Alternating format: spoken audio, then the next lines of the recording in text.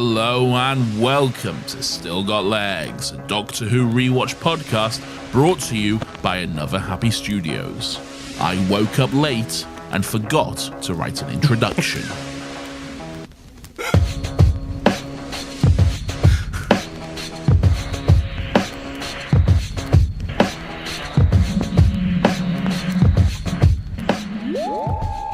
Hello everyone, welcome to Still Got Legs, the only Doctor Who Rewatch podcast in the world. There are no others that exist because of reasons. My name is Nathan, and as always, I'm joined by my wonderful companion as we go on this fantastic journey through time and space and rewatch all of Doctor Who. Hello, Lawrence. Hello, Nathan. You slander my intros sometimes when I write beautiful rhymes for the people, for the masses, and you turn up with that. What was wrong with that? Tell me exactly what was wrong with that. You had the cadence of a man with an intro, but you even said yourself that you didn't have one. Yeah, but did I deliver it like I did have one? So it's bravado, is what you're saying. 100%. Anyway, how are you doing today? I'm good. It was snowing this morning. All right. Was it snowing for you? Probably, maybe. I don't know. I haven't looked outside yet. What do you mean you haven't looked outside your window? I woke up like 20 minutes ago. What do you want from me? Do you not throw open the sash of a morning time and announce to the world that you're awake and it's a beautiful day? No, I can't be doing all that shit. You should. Make you a treat with your neighbours. No, I don't want anything to do with that. Well, have a little peek out now. I know where your window is. Do you have a little peek? I can't see. All I see is green from where I'm sat. I don't know. So I don't think so. Oh, well, it's a shame. My dog's paws were cold and it made me sad, and I couldn't walk her, and that made her even sadder. It is not that cold that you cannot walk your dog, surely. There's like 2 inches of snow on the ground. Lawrence, but she's a dog, okay? All right.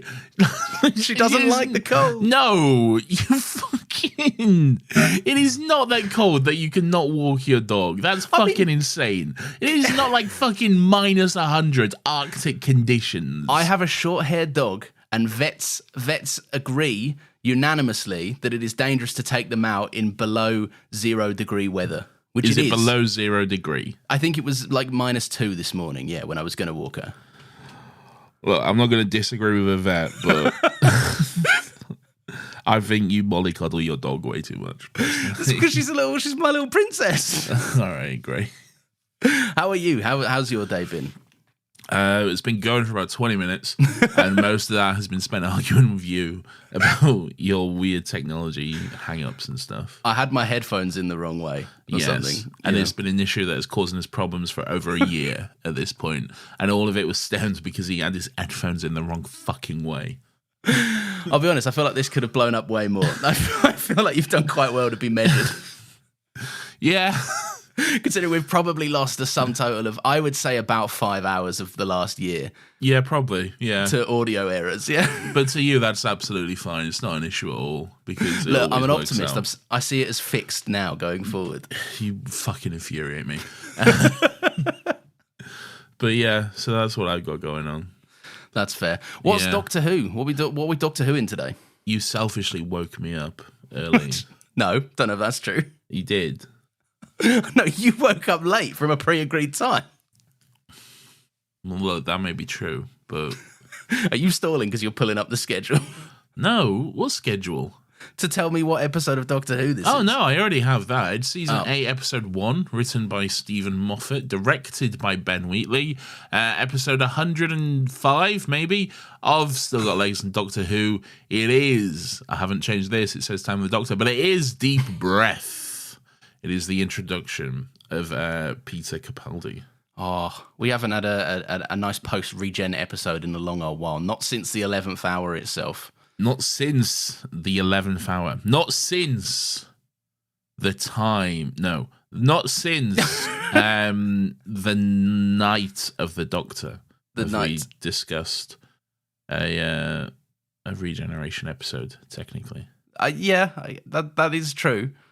Although no, that's not true. No, because the time of the Doctor was a regeneration episode, I guess. I guess technically speaking, Time of the Doctor is a post-regeneration episode in that it's post us seeing War regenerate into 9, kind of. Oh, Yeah, you're skating through on a technicality, but yes, look, I'm not happy about it, but but it is. but it is technically a post-regeneration episode. Okay? So it should be in all the rankings. People should have an opinion on it as a post-regeneration episode. It's our second post-regeneration episode in a row. We're on a roll here. I wonder if next week we'll have such luck. I don't think we will. No. Damn. Your goat's arrived. Big Peter Capaldi. Is Peter Capaldi my goat? Not your goat, but you've always said this is the era of the show. Like the 12 Clara era is an era that you love. So you lied. So maybe I added a bit of colour. Okay, you told a lie. Is what you did there. No. The 11th Doctor is still my favourite Doctor, but I've always said that while 11 is my personal favourite as a Doctor, I think 12 and Peter Capaldi is the best version of the Doctor. Okay? Right.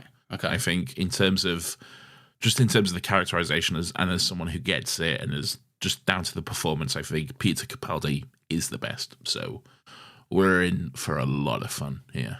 Oh, damn. Okay. All right. Do you want to kick us off with general thoughts of the episode? No. I want to hear what your thoughts are. I want to hear what your first. thoughts are. I always go first. Yeah, but that's how it goes, baby. That's the format. Fine. All right. What, you don't even want to change it up for a new Doctor? No. Okay. Just rigidly locked in place. I think this is a lovely episode. I think it's a great spin on a post-regeneration story. This time it obviously puts the emphasis way more on the companion and how the companion deals with the change. Because again, we spoke last week about how we haven't had a companion see a Doctor change ever since fucking Rose, all the way back from season 1, season 2. So like long time ago. Yeah, so it was ripe for exploration, and Stephen Moffat's a great person to do that. And I think, yeah, I originally compared this to the 11th Hour, and I thought, but that had so much energy and that was so intense, and this feels a bit slower, a different and a bit more... beast than the 11th Hour. Okay, it's doing a different job than the 11th Hour. That's what I'm getting at. Yeah, I was like falling into the trap of trying to just kind of point blank compare them, but this is more contemplative because it's a slower, more mature Doctor, and this is more about character than it is about like, look at the intensity of this lunatic that's now the Doctor. And I appreciate it. It might be a bit long in places, it might have some weak villains, but that's not what the episode's about. So disagree. You're wrong on every single point. No. All right. I think it's great, personally. I think it's a wonderful episode. It's an entirely different beast than the 11th Hour, and I think to compare the two is to be a dickhead. Just flat out. If you try to do it, you're a dickhead, and I hate you. Okay? Yeah. I don't necessarily. I think they're trying to achieve massively different things. Yeah. 11th Hour is an introduction to the show. Deep Breath is an introduction to the 12th Doctor. Okay, yes, yeah. They're entirely different beasts. Whilst the 11th Hour is an introduction to the 11th Doctor as well, it's still doing a much different task and going at it a different way than Deep Breath is. And I think Deep Breath is all the better for that. It's not trying to retread that ground and recapture that same sort of magic that the 11th Hour does. I think it's better that it sticks to its grounds and it doesn't go entirely huge and bombastic and cinematic and stuff, especially because we kind of have just had huge bombastic cinematic stuff with the Day of the Doctor and the Time of the Doctor and all that sort of stuff. And yeah, this has been like a good 8-9 months since then, or whatever it was. So we are a bit removed from that. But in terms of the chronological,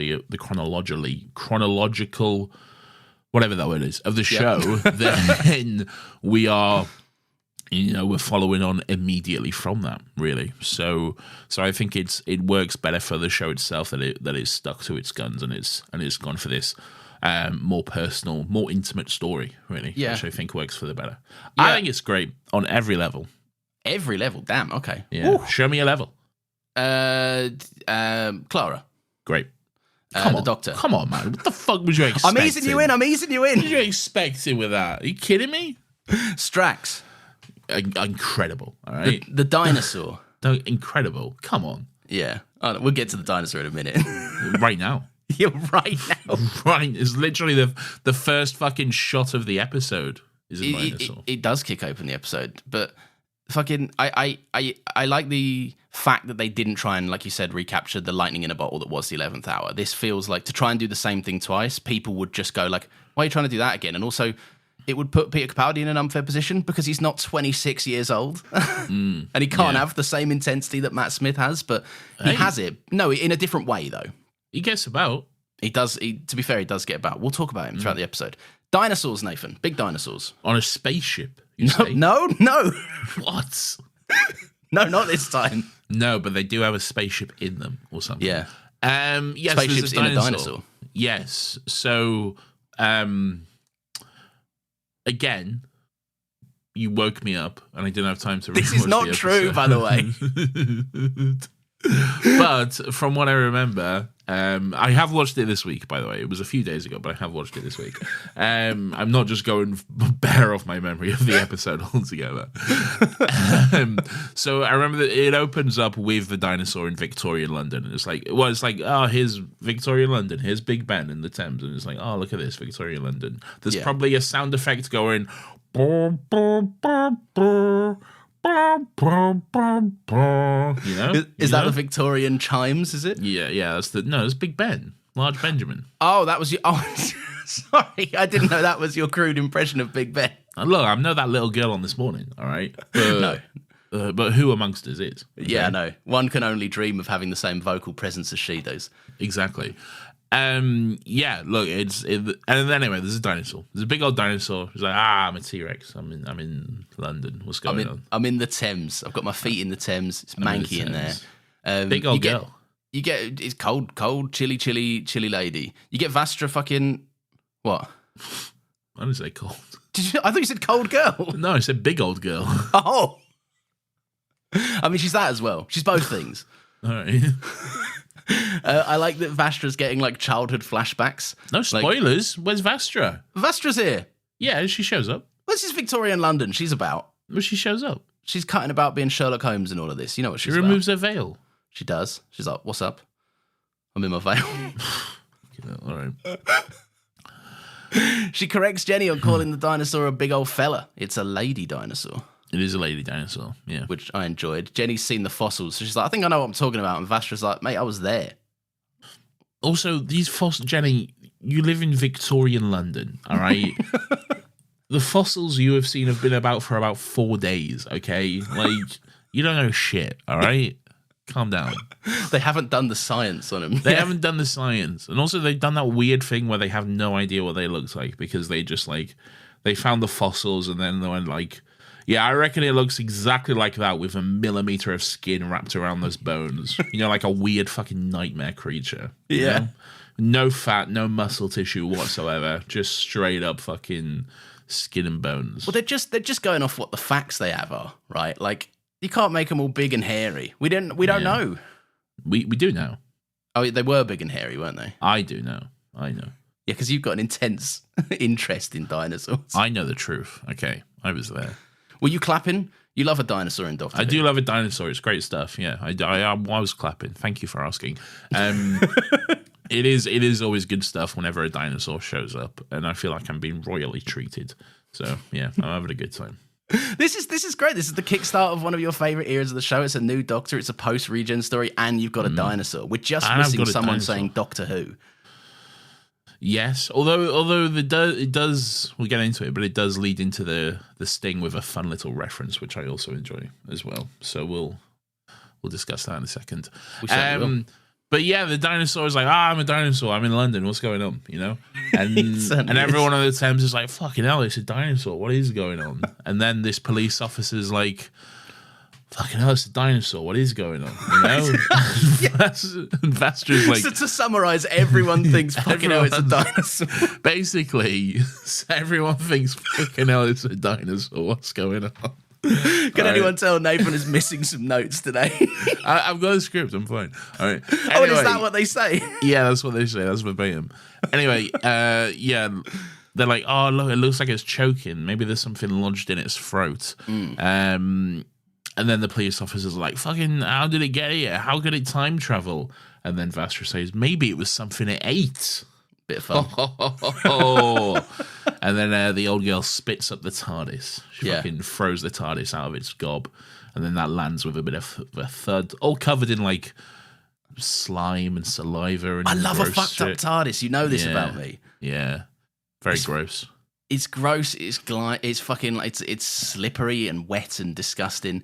And the police. I know Vastra calls him out on it, but the police inspector being like, "It's laid a bloody egg, mate. You are fucking stupid. You're a fucking." She literally says it dropped a blue box that says "police" out of its mouth. Are you a fucking idiot? She basically says. There is no conceivable way that is an egg. Like everything about your observation is incorrect. By the way, Detective Inspector. Yes. This is like the Lestrade character or whatever, but bit of fun. Anyway, off they go. They go down to the thing. They're like, "Oh, place these lanterns around, and that'll sort it out. Don't worry about it." Yeah. But anyway, off they go. They go down to the thing, and then they get Strax to just knock on the door of the TARDIS or whatever. And Strax is great. He just waddles up to the door and he's like, "Exit the box and surrender to the glory of the Sontaran Empire." And then there's like a little beat, and then out pops the Doctor, the new Doctor, and just goes shush, and then just closes the door. Great, by the way, like a great first appearance from him in the episode. Yeah. But yeah, I love everyone's like bewildered looks. Like everyone just kind of sees that Strax gets shush, and then they go, What the fuck was that? Was that the Doctor? Who the fuck was that? What's going on? Yeah. He comes out again and he was like, "I've been chased by a dinosaur, but I think I've given it the slip." Yeah. Mate, this whole fucking scene, right? There's several points in this where 12 just goes off on one, right? Yeah. But this scene in particular, and there's a certain one later that I fucking love as well, but like this scene is so fun. Like he can't recall the names of Vastra and Jenny. He calls Clara the not me one, the asking questions one. Yeah, yeah. Well, he's high on regeneration energy. He doesn't have a fuck what's going on. He comes out of the TARDIS to... I always really enjoy this. He opens the door just a little bit to like stare at Strax, and then is like, "Sleepy, dopey, bashful," just saying the names of the 7 dwarfs. And then what I fucking love is he gets to grumpy, but he says it like with such a reverence and an enjoyment, almost as if he's talking about himself at that moment, as if he's landed on the perfect personality choice for himself at that point. It's so good. I love it. It is a fun little detail. Yeah, like it ticks over for him and he's like, "Oh, that's a bit of me, actually. I don't mind this." Yeah. It's very, very fun. So he's going around. He's demanding that they turn the frequency down because the dinosaur's getting a headache. And he seems to believe that the dinosaur is flirting with him, which is a great bit of a laugh, I reckon. Yeah, maybe. Yeah. Clara's not too happy with him. Clara's like, he doesn't know who Clara is at one point. She keeps calling him. Well, he confuses her and Strax, and he calls Strax Clara, and she's like, "He's not Clara, I'm Clara." And the Doctor's like, "Are you sure? You're very similar heights. Yeah, maybe you should wear name badges or something." Also, Clara manages to get bangs and have had a haircut in between the last 5 minutes. That we saw her. All right, I couldn't. Maybe I'm not the most perceptive individual, but something was different, and I was like, "What is it?" Her hair's just a little bit different. Yeah, she has had a shape up or whatever they call it. So. It's a bit ruffled as well because she's obviously spent the last however long in the dinosaur's mouth and stuff. So, well, she was in the TARDIS. I mean, she was fine. Yeah, she was fine, but I'd imagine the TARDIS was getting tossed about a little bit. Yeah, it's a little ruffled and stuff, but she looks good. She does. Now we both take a moment to relax before we carry on. What do you mean by that? Because Clara's looking good. What do you mean by that? All right. No, whenever you question it, you make it sound more seedy than it is. It is seedy. What do you mean by that? I mean nothing, and we're moving on. I don't know if I'm comfortable with that at all. Oh, fuck off. So Jenny asks, "Where's the Doctor?" And Clara confirms that's the Doctor, and then Vastra has a fun little line before we get the titles. Well, the Doctor passes out. Oh, he does do that. Yeah, he does pass out. Have you got your notes? Fucking hell. It's a long episode, all right? Fucking hell, man. You're out here throwing stones from your glass house over there. You've got the script. You've got all the specific details. Yeah, right? but even so, I remember. All right. All right, fine. Like, it's a pretty big moment, you know? We just passes out. It's not that big of a moment. It's a big moment. He has a little pass out. They're always passing out after all right, stuff yeah, like let's this. not mention that at all. Let's just move over that. All right? Doesn't matter, does it? All right, well, he passes out. You know. Something that I remember and I wrote down. I genuinely though, I think it's great because I think it's important to discuss the intensity of the regeneration, because there is that moment where like he's like he kind of freaks out a bit. He's like, "What are you all doing? Why you're all going dark? Why are you all doing that and stuff?" And he starts to like fade in and out of consciousness and stuff. And Clara's like, "You need to calm down." He's like, "Shut up! I'm amazing. I can do whatever the fuck I want." You know? Yeah.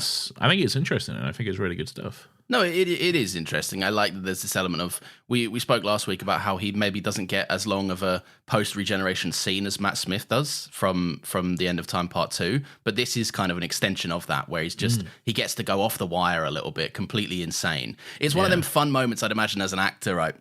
Where you've got like 4 or 5 people standing around you and you just command the entire scene and you're running in every which way direction, and it's really fun to watch. 100%. This whole episode is a post regeneration scene for the Doctor. Really, Peter Capaldi. It's a really good stuff for him. So he passes out. He's like, "Everybody, take 5," and then just fucking hits the ground. I'll tell you what, there's some really beautiful like slow motion shots in this opening scene. Like every now and then, like one of them, which I always enjoy, is the moment where he points to the TARDIS as Clara emerges out of it, and the camera just very subtly slows down for like a couple of frames and stuff, and it looks really beautiful. Really. Well, we are entering more of a cinematic era of the show, I think. Like Wrong. Well, no, not the most recent era.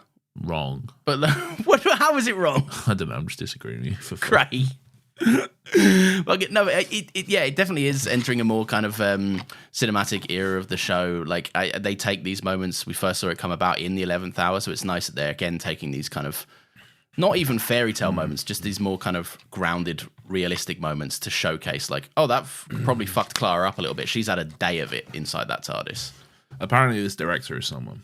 I don't know. Ben Wheatley. Yeah. We got an email about it. Apparently, he's like someone. So. He made a movie called High Rise with Tom Hiddleston, which I've not seen in years. We got an email about it, so maybe we'll discuss it later. Oh, okay, all right, fine. Yeah. Well, let's discuss later. All right. What does Vastra say to take us into the titles? Well, here we go again. She Very says, fun. Which is a reference to the Brigadier and the Third Doctor. When the Third Doctor regenerates into Tom Baker, the Fourth Doctor, he says, "Well, here we go again," and that's the thing. Yeah. I didn't know that. That's a bit of fun. There you go. You don't know shit. New title sequence. Yes. Okay. Here's a bit of fun. I enjoy this very much. This is actually what happened was a fan of the show actually made a concept for a title sequence, which was very similar to this, with like swirling clocks and vortexes and stuff. And the BBC went, "Yeah, that's fucking good. Do you want to do it for us? Do you want to make a proper version of it?" And he did. Way. And this is the updated version of it. Yeah. Oh my God! Not since the Absorbaloff's creation as a fan had such control. Yeah, sure. No, that's amazing though. That's so cool. It's very cool. Yeah, I think it's a really cool title sequence as well. Some people don't like it, and their reasoning bugs me. They're like, "It doesn't make any sense because why does a time vortex look like clocks?" I'm like, "You fucking idiot! It's not a literal translation as to what the time vortex is." It's just a big fun visualization of the concepts and themes of the show. Yes, fucking kill yourself. That's so boring. I like it. I love the cogs swirling about. I think also the transparent face thing. Obviously, we had a brief glimpse of that with Matt Smith. The eyes. I think it works better with Capaldi because he's got more of a striking face than Matt Smith does. He's got those eyebrows. Yes, they definitely fucking help. But like, it looks really, really good in this title sequence. And I know you disagreed, but I'm glad that the fucking TARDIS opening doors into the episode is gone. I fucking hated that. All right. It just didn't look great. So I'm glad this one has a nice, more of a classy dissolve, which I like. Yeah, it just fades away. It's nicer, I think. I don't mind the TARDIS doors. It's fine. I know you defended them, But yeah, no, I like it. Great new titles. It has that Series 5 feel where we're like, oh shit, we're in a whole different era now. Clara is really the only thing that is carrying over as a mainstay. No, that's not true. It's not a whole different... No, not at all. I don't think it's the same at all. It's not a whole different era. Same showrunner, same producer, all that sort of stuff. Different Doctor, yeah, but largely still the sort of same feeling. I mean more in the sense of like the vibes. Like we've lost a bit of the fairy tale. We're going in for a different tone than a... No, you just don't think? Well, yeah, but we haven't really had the fairy tale since Amy, really. Oh, that's true, I suppose, yeah. Yeah, like we opened up the episode with Vastra, Jenny, and Strax, who have been mainly associated with the 11th Doctor quite a bit over the last few weeks or so. I concede. You're correct. So you're wrong. You're a fucking idiot, and you should kill yourself. I already conceded. You can't kick a man while he's down. Kill yourself, okay? Fuck's sake. Anyway, the Doctor is freaking out. He can't understand the concept of a bedroom, basically. Oh, it's so fun, man. Like, Peter Capaldi has a gift, and maybe it's the Scottish accent, right? But there's a certain... He has a certain humor to him with these things. Like, he has a line about, like, what's the point? You're just missing the room. Yeah, he's like, I don't understand. He's talking about the bedroom. He's like, why is there only a bed in this room? It makes no fucking sense. And Clara's like, it's a bedroom. You sleep in it. And he's like, well, what are you doing when you're not sleeping in it? This doesn't make any sense. I don't understand it. And then I love that he goes, and don't look in that mirror. It's absolutely furious. Right. It's such a quick line, such a quick aside line, but the delivery is so funny. Don't look at that mirror, by the way. It's furious. It's so good. Yeah. He's very concerned that everyone's developed a fault because they all sound too English. Yeah. When in reality, it's obviously him that just doesn't sound English anymore, which is great. He's now Scottish. He's got his Scottish accent. And then I can't remember the actress's name, but whoever plays Vastra is actually Scottish. She puts on an accent for Vastra. Oh, really? Yeah, Niamh McIntosh, that's it. Of course she is, with a name like fucking Niamh McIntosh. So then she gets a chance to use her natural accent for a moment when she's talking with the Doctor, which is a bit of fun. I like that. It is a bit of fun. I thought it was a good accent, so I'm surprised. I didn't know that. I tell you what, I've missed an accented Doctor. Have you? I have missed an accented Doctor. Yeah. We haven't had one since 9, so... Yeah, so we actually, saying that, we're on a main path where we stay in accented Doctors, because we had 9, obviously, a big proud northern man. We had 10, who was a secret Scotsman and wasn't allowed or just didn't use it. Apart from that one episode, which was... Yeah. One of the greatest episodes. I love Tooth and Claw, man. It's so good. You do, yeah. It's really good. I really enjoy it. Which is weird, because it's like, I like the episode, but it's not like, no one heralds it as like a fucking underrated one or anything. I do. No, Tooth and Claw is my school reunion, all right? Okay, all right, yeah, that's a good comparison. Truly goated with the soul. Okay. Then we've had 11, who was just a bit of an English bloke, sounded clear-cut English. Yeah. And now we've got a Scotsman, a Yorkshire woman, and another Scotsman, and a little bit of 14 in there as well. Shooty doesn't really have a Scottish accent, though. He definitely does have a bit of a Scottish accent. I don't think he really does. Not really. Really? No. No. I'm watching him on Sex Education, and he's got more of a Scottish accent in that. But he doesn't... He should have less of one, if that makes sense. Like that no one references he's from Scotland or anything. Anyway, this is all stuff we'll talk about in a few years or something. Yeah, I guess so. Yeah. Yeah. But yeah, so I've missed an accented Doctor. I'm glad we've got one back. I also like how Vastra does essentially just baby the Doctor like a toddler here. Yeah, I enjoy the kind of like goading him into it, like the project a perfect image of sleep into my mind. It was like, oh, baby, you sure? All right, I warn you, like these bloody hands, they do some magic. All right, I warn you. All right. And she's like, yeah, just be gentle, just project the perfect image. And then bro just passes the fuck out, all right? Just absolutely conks it. And it's a little silly, but the very cartoonish sound effect as well. Yes. The like the splonk, like very cartoonish sound effect as he hits the bed is very funny as well. It's very, like, you got to emphasize the moment. It's a laugh. Yeah. It feels very out of place, but at the same time, it's fun.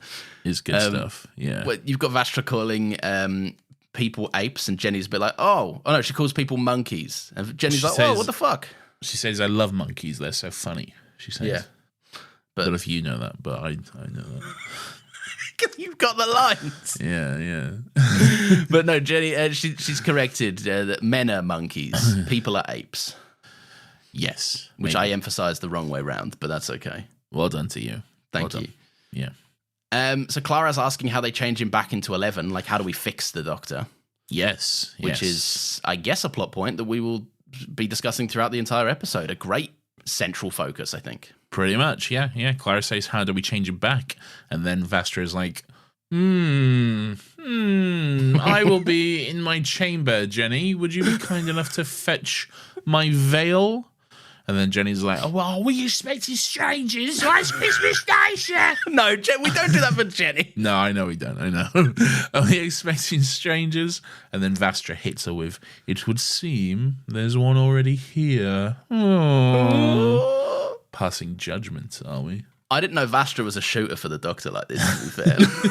I didn't think she'd have a whole thing like this ready. I didn't know she was ready to throw hands like this. You know? I think that's pretty chill. I will say it is very interesting, and I'm sure you all have thoughts on this, that how Clara compares her situation to like a literal married couple. Jenny, how would you feel if Vastra suddenly changed her entire face and all of this? Yeah. So I don't think it's without purpose. It's not without intent. Okay, you know. And I do think it's nice that like Jenny say like Clara asked Jenny, you know, what would you do if like someone you liked just changed their face? And Jenny's like, I don't like her. I love her. You know, she's my wife and stuff, which is very sweet. It's a nice little moment. And she also rightly kind of puts Clara in the place and being like, also, she's a fucking lizard. Like, I've dealt with some more intense stuff like this than you have. Yeah, it's true. It's true. She tucks him in. She does tuck him in, yeah. The dinosaur's still out in the Thames, by the way, and it's having a little bloody... It's freaking out. It's roaring and stuff. And then the Doctor, while he's asleep, he starts translating what the dinosaur is saying, which is like really nice, and it's quite heartbreaking as well, really, because he says like, as the dinosaur is saying like, I'm alone, I'm lost in this world, the world which I knew is gone, and this one is very strange, very poetic for a dinosaur, I will say. Like, bro, spitting some Shakespeare just out here. But it is like weirdly heartbreaking, really. It is, and I like the moment. Before Clara realizes he's translating. It's just straight up a moment where the Doctor talks about how alone he is to himself, and you don't really have the context fully until Clara gives it. But yeah, it's sad. It is very poetic for a dinosaur just to be spitting outright bars like this. I am alone. The world which shook at my feet and the trees and the sky have gone, and I am alone now. Alone. The wind bites now and the world is grey, and I am alone. Can't see me. Doesn't see me. Can't see me. That's poetry. That's a fucking poem, man. That's beautiful. Throw it back to dinosaurs on a spaceship. Those dinosaurs are like, they're literally just like, I'm going to eat people. Well, you don't know that. The Doctor wasn't translating. For all you know, they could have been spitting out pure poetry as well. Well, then we have to just assume the 11th Doctor wasn't telling us the poetry. Yeah, he was keeping that to himself. He's having that as a nice little treat just for him, you know? He's like, oh, you two, go and shoot those fucking dinosaurs if you would. They're nice boys and they're speaking poems, but go and shoot them if you could. That'd be great. I don't think the Doctor was ever saying, go shoot those dinosaurs. No, but Amy's got the gun with that weird sex criminal. You know, the bloke that is proper loving on that woman? Yeah, Lestrade. Yeah, Lestrade, yes. It was Lestrade. But he's never, like, killed them, though. No, but he's letting it happen. He's turning a blind eye for this one, for convenience sake. I feel like you're doing a weird thing again. Yeah, a little bit. Yeah. All right. So, yes, Strax actually comes and interrupts them, and she's like, "Oh, Vastra wants to see you. She just left, but now she's had time to go and do a dramatic setup. So she wants to see you again now." Yeah. And he goes, "I'll take your hat and your coat." And Clara is just done with Strax at this point. She's like, "It's fucking hair, dude. Leave me alone." No, I think it's a hat. Would you like me to check? I have to ask before we get too far into the episode, Yeah. Is this the last time we see these people? It is. Yeah. This Fucking, what a shame. What a shame. Yeah, it really is. Especially because I think they work quite well with the 12th Doctor as well. Yeah. I feel like it would have been nice to see them more throughout this era. But yes, alas, this is unfortunately the last outing for the Paternoster gang, as it were. There was talk of them having a spin-off around this era. Oh, really? There was talk about them getting a spin-off, but it never came to fruition. I'm almost certain there's probably a fucking 12-series Big Finish audio series with, Jackie Tyler and the 8th Doctor and all that usual shit. But I think, but this is it for them on screen. What a shame. For the time being, anyway, Okay, yeah. It's a weird choice because, like, they're saying to have them introduced in, like, you think if you were going to drop them, you'd drop them with the 11th Doctor and change vibes going forward. But to have them in 12's debut and then never again is a weird choice. Yeah. It's a shame. It is a bit of a shame because they are great, and it is always a treat to see them. But yeah, personally, I'd say bring them back. There's no reason why, fucking 15 can't go see the Paternoster gang. Yeah, they're just there. They're chilling in Victorian London. Go and have a look. They're chilling, man. They're always there. That's the good thing about time travel, You see them at any point. Back. Exactly. Good stuff. Yeah, it is a shame. So what's happening next? There's some townsfolk gossiping. Maybe. Oh yeah, that bloke's like not real. I'll tell you this, right? It's bloody government, all right? Bloody government making dinosaurs, all right? Because they're up to their usual tricks. I'm like, is this a usual trick? Bloody government up to their usual tricks of making dinosaurs. You know how they do. Bloody hell. But in the distance, we do see a man who lights a street lamp, revealing he is a very creepy Victorian robot. He's a robot. He's a robot. He's a little old-fashioned robot. I tell you what, though, the fucking look of this cunt, man. I think it's sick. I think they did a really good job. I think you get a better look at it like later on in the episode and stuff. But like the fact that you can see the moving mechanics inside his head and stuff, I think it genuinely looks great. It's really a great well look. There's a very like plasticky look to what skin you can see. Yeah, like I don't know if they kind of laced over some prosthetics over him or if it was like I don't know how they did it, but it looks very. They have like two versions. They have like because I've seen like a behind the scenes thing. I remember watching a behind the scenes thing. Yeah. They have like two versions of him. They have like the makeup version, which the actor wears and stuff and moves around it, and then they just have like a full prosthetic head version, which like they can get closer into and see like the mechanics inside the head and stuff and everything like that, and the moving parts and everything. And yeah, it's really well done. It's really interesting. It's a good fucking blending of those two things then, because you can't really tell the difference a lot of the times. Yeah, it's really good. Yeah, it's really good. It does look good. I tell you what, I am getting a little bit tired of monsters that are like Victorian blokes. We've had a run of like the Great Intelligence was a lot of this. We've had one. Yeah, but the Great Intelligence showed up like 3 fucking times. He showed up twice. All right, I'm sure it was 3. I'm sure once he was 3. In a computer and didn't really do anything until the very end. So you can't say the big villain was a Victorian bloke if he's just in a computer. All right, then we had Diana Riggs as well. She's not a bloke, I understand that, but and she's not Victorian. Is she not? She's going about in Victorian times. Oh wait. All right, fair enough. Sorry, I got confused there for a second. Diana rigged up that bomb. She did Diana rig up that bomb. Yes.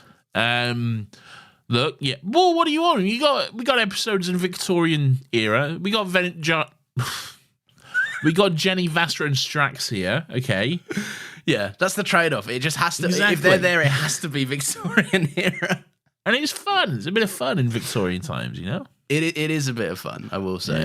Yeah. So the bloke who is, I recognised him from a Ricky Gervais show, but his character's called Alfie. Who is he? Which bloke? The robot or the bloody government? Yeah, the bloody government bloke. All right. Who is he in a Ricky Gervais show? And Ricky Gervais show? He's in Afterlife, and he's that guy that like Ricky Gervais is like, you're a fat cunt, mate, all the time. I have never watched Afterlife because every clip I've seen of it, looks like a fucking nightmare, horrible show. And it's basically an excuse for Ricky Gervais to just make himself seem smart and write himself into situations where he can be like, oh, look at how smart I am. And aren't you the fool in this situation that I've written and have total control over? You know?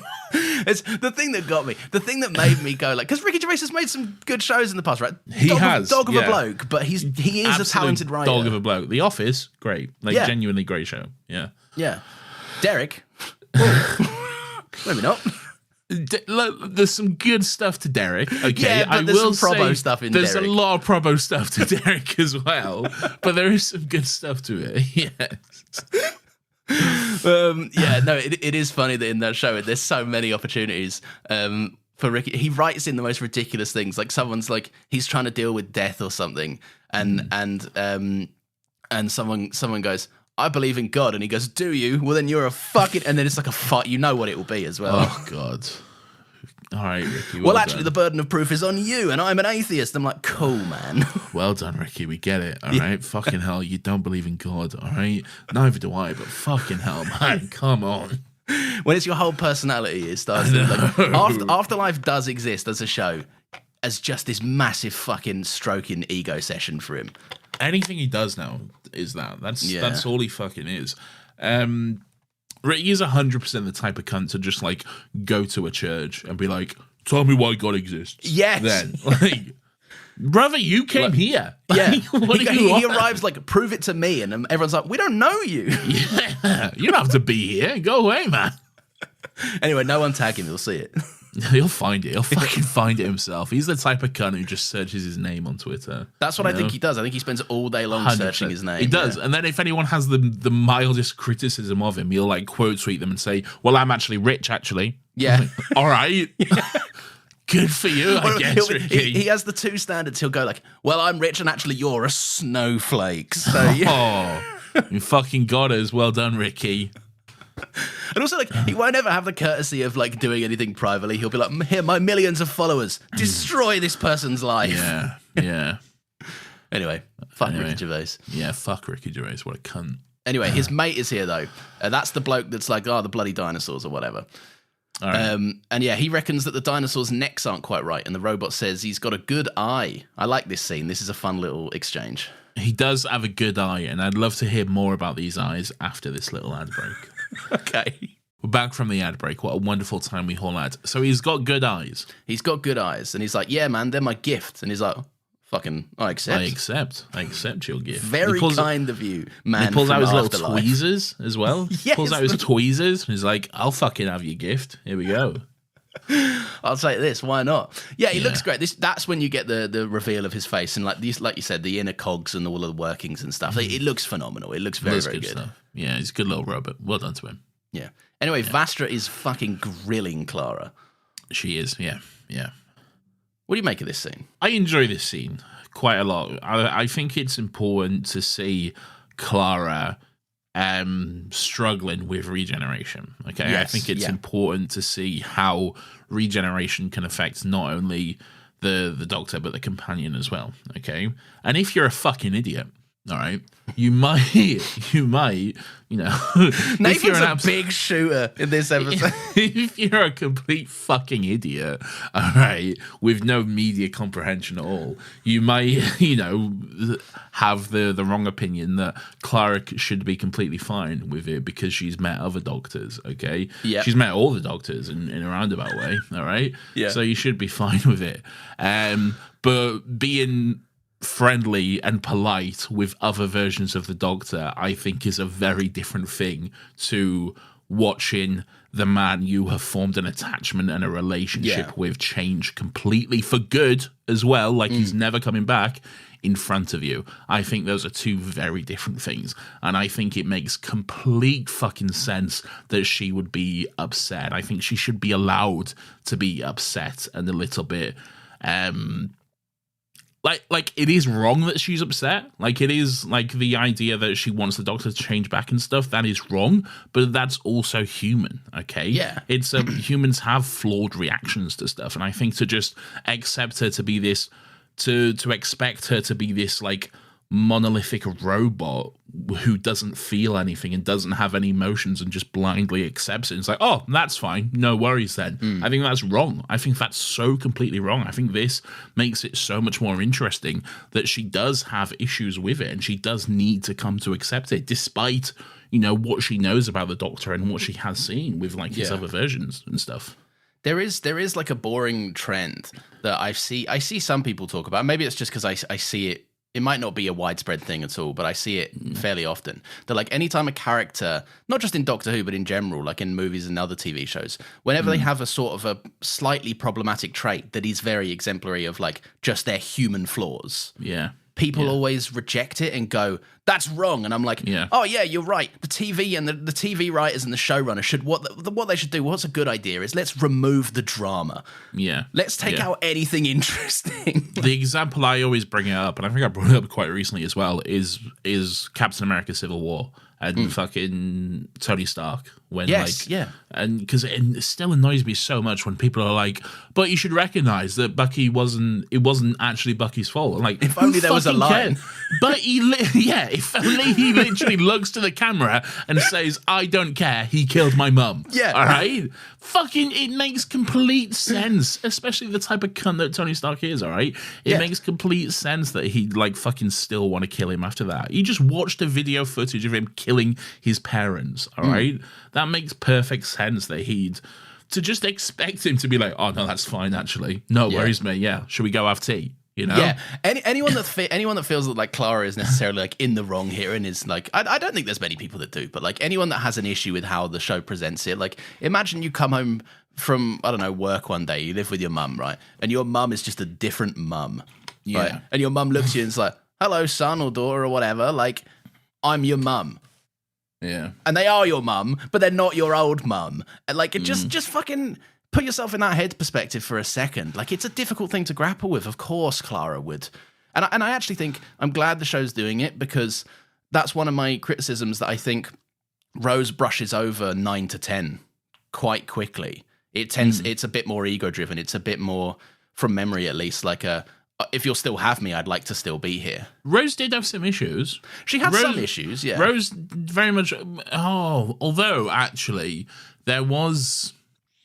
Most of it was in that Children in Need special, wasn't it? Yes. Which didn't actually, isn't necessarily part of the full series, really. Yeah. An incredible opening 5 minutes of the episode they decided to not put in the episode. yeah. Which is a really good opening to the episode, actually. But yeah, they just chopped it off for Children in Need, which is fine, but whatever. Yeah. Actually, now that I think about it, maybe there's not as much Rose, It's there, but it's surface level compared to this. Yeah.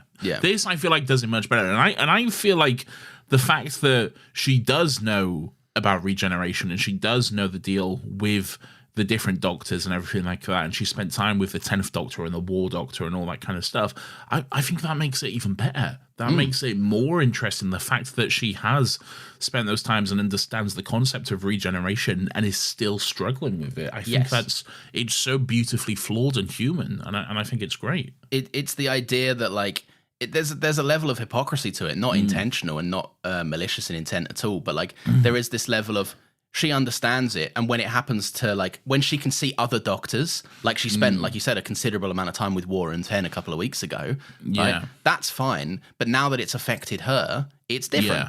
Yeah, and there is that level of hypocrisy to it, but, again, that's fucking life. That's human. You can have empathy for all manner of things, but until something directly affects you, I don't think anyone can fully comprehend that level of human struggle that does come about in life. So yeah, 100%. I think Vastra seems to. Vastra kind of implies that Clara is struggling with it because he's older, because the Doctor is older now. Yeah, and she's Clara says that he looked young, even though he was 900 years, well, fucking over 2000 by the end of it, he is old or whatever. And there's a bit of back and forth between her and Vastra about how Vastra's basically calling out saying oh, he looks like your dashing young gentleman friend, your lover even, and Clara's a bit oh, shut up and all this kind of stuff. But then when Clara is when like Vastra like really calls her out and says, you know, like you just wanted him to look young instead of this older man, she's like, I love the moment where she like really gets angry, you know, where she's like, oh, fuck you, no, I've never like fucking pretty young men and all this kind of stuff, and the way she goes off at her, I really like it as well. I just really enjoy that performance from Jenna Coleman. I think it's great. I do too. I think she's shining in this episode. Someone, well, I'll read it out a bit later, but someone described her as emboldened in Still Got Thoughts. And that's exactly right. Like she is very much like she's at this with a new attitude. I understand people have their issues with how she was written in the last like end of the series, but while we've had our own thing about it and we've said our piece on it, like there is a definite kind of switch that Clara does feel very vulnerable here, very human, very explored, and very quick to be like, don't fucking paint me as this shallow fucking girl. Like that's not me at all. You have like misjudged this. 100%, yeah. And I think it's also a really beautiful line from Vastra as well, just a really well written line, where she's kind of talking about. She has this metaphor where she's talking about the veil and her own veil and how she wears a veil in front of strangers and people who cast judgment on her. And she does it not as a courtesy to them, but as a judgment on them. And she wears the veil to show judgment on the people who would disagree with her. And then she says that the doctor regenerated in your presence. The young man disappeared. The veil lifted. He trusted you. Are you judging him? And that's when Clara basically goes, fuck you, man. Yeah. Fucking fuck off. Listen here, you lizard. All right? I've had enough. She's right to get her back up as well, I think. 100%. Yeah, 100%. Yeah. I like a lot of it. This exchange goes on for a while. We're kind of into cutting with the Doctor and stuff, but there's a few great Vastra and Clara moments here. She says like Clara may as well have been flirting with a mountain range the whole time. And Clara's like, shut up. Yeah. Did you like it when we cut away to briefly to the Doctor? Peter Capaldi goes like full Doctor mode here. He wakes up with a big sniff and he sniffs some more and he starts getting on his hands and knees and like a dog sniffing out something in the room. He's managed to sniff out the tiniest bit of chalk hidden under a radiator for some reason. And that's woken him up from his sleep on the other side of the room as well. Yeah. And he just needs to find this chalk. And then I think it like cuts away from him, and then we cut back to him a little while later, and he's just like gone insane and is just like scribbling like equations and like mathematic like fucking I don't know whatever like all over the walls and the floor of this bedroom. Yeah, firstly I'm amazed that amount of chalk managed to get that kind of mileage, but that's impressive enough. But this is the exact moment in the episode, because I was already sold, right? I've seen various clips of Capaldi as the Doctor. I understand he's a talented actor as well, because obviously he's just been in other things and he's a great actor. Right? He's great, yeah. But now that we've been watching this whole thing, I'm very excited to get to this era, because I know that a lot of people claim Capaldi as their Doctor. And they have a soft spot for him. And I was excited for my moment to click in. And my exact moment was not the moment I was expecting it to be. I was expecting it to be something a bit more grandiose and dramatic and a speech or something like that. Instead, it was the moment where he runs to the door and decides it's too boring for him. And so runs to the window and just climbs out that way instead. But he's like, the fact that he goes to the door and goes, no. Yeah, I love the way he goes to the door, opens it, and is like, no, not me, boring. Yeah, just closes it and then goes back to the window. That's very good. It's so good. It's such a minor moment, but I think he's already, in what short space he has, he's nailing tiny mannerisms. We spoke about how, like, Matt Smith in the 11th Hour, the little pull up from the TARDIS where he's just got a big goofy grin on. Like, those are the moments you can tell that he is the Doctor. And I think Peter Capaldi's already had a few of those moments. Yeah, 100%. I agree. Yeah. Anyway, Clara loves Grandad, so we're old, but we're not that old. I mean, we're younger than Jenna Coleman. Oh, yeah. But, like, I don't know. She exists in this time capsule of an episode. I'd like to think I'll watch this again as a 70-year-old man and think I might have a chance. Maybe. When Jenna Coleman is presumably dead. Come on now. Well, she might be. We don't know what her innings will be. She's a beautiful lady. She'll live forever. Anyway, yeah, she has a fucking great line. Again, it's just this like fuck you to Vastra line where she's talking about like like Vastra says, like, she says to Vastra, if there was anyone who could flirt with a mountain range, you're probably fucking looking at it. Yeah. Right? Which I think is great. It's a great moment. She says she's got the hots for Marcus Aurelius, which is a great bit of fun as well. Marcus Aurelius, Roman emperor, last of the five good and stoic philosopher. And apparently he was the Doctor's bass guitarist as well or something. Oh, yes! Yeah. So yeah, Vastra, in and amongst all this, Vastra does eat some humble pie because Clara's essentially relentlessly schooling her on like how she's got it all wrong. Yes. But I like the Jenny kind of fucking has a little cheer after Clara's big old thing, and she's like, "Yeah, fucking eat that." Yeah. That's nice.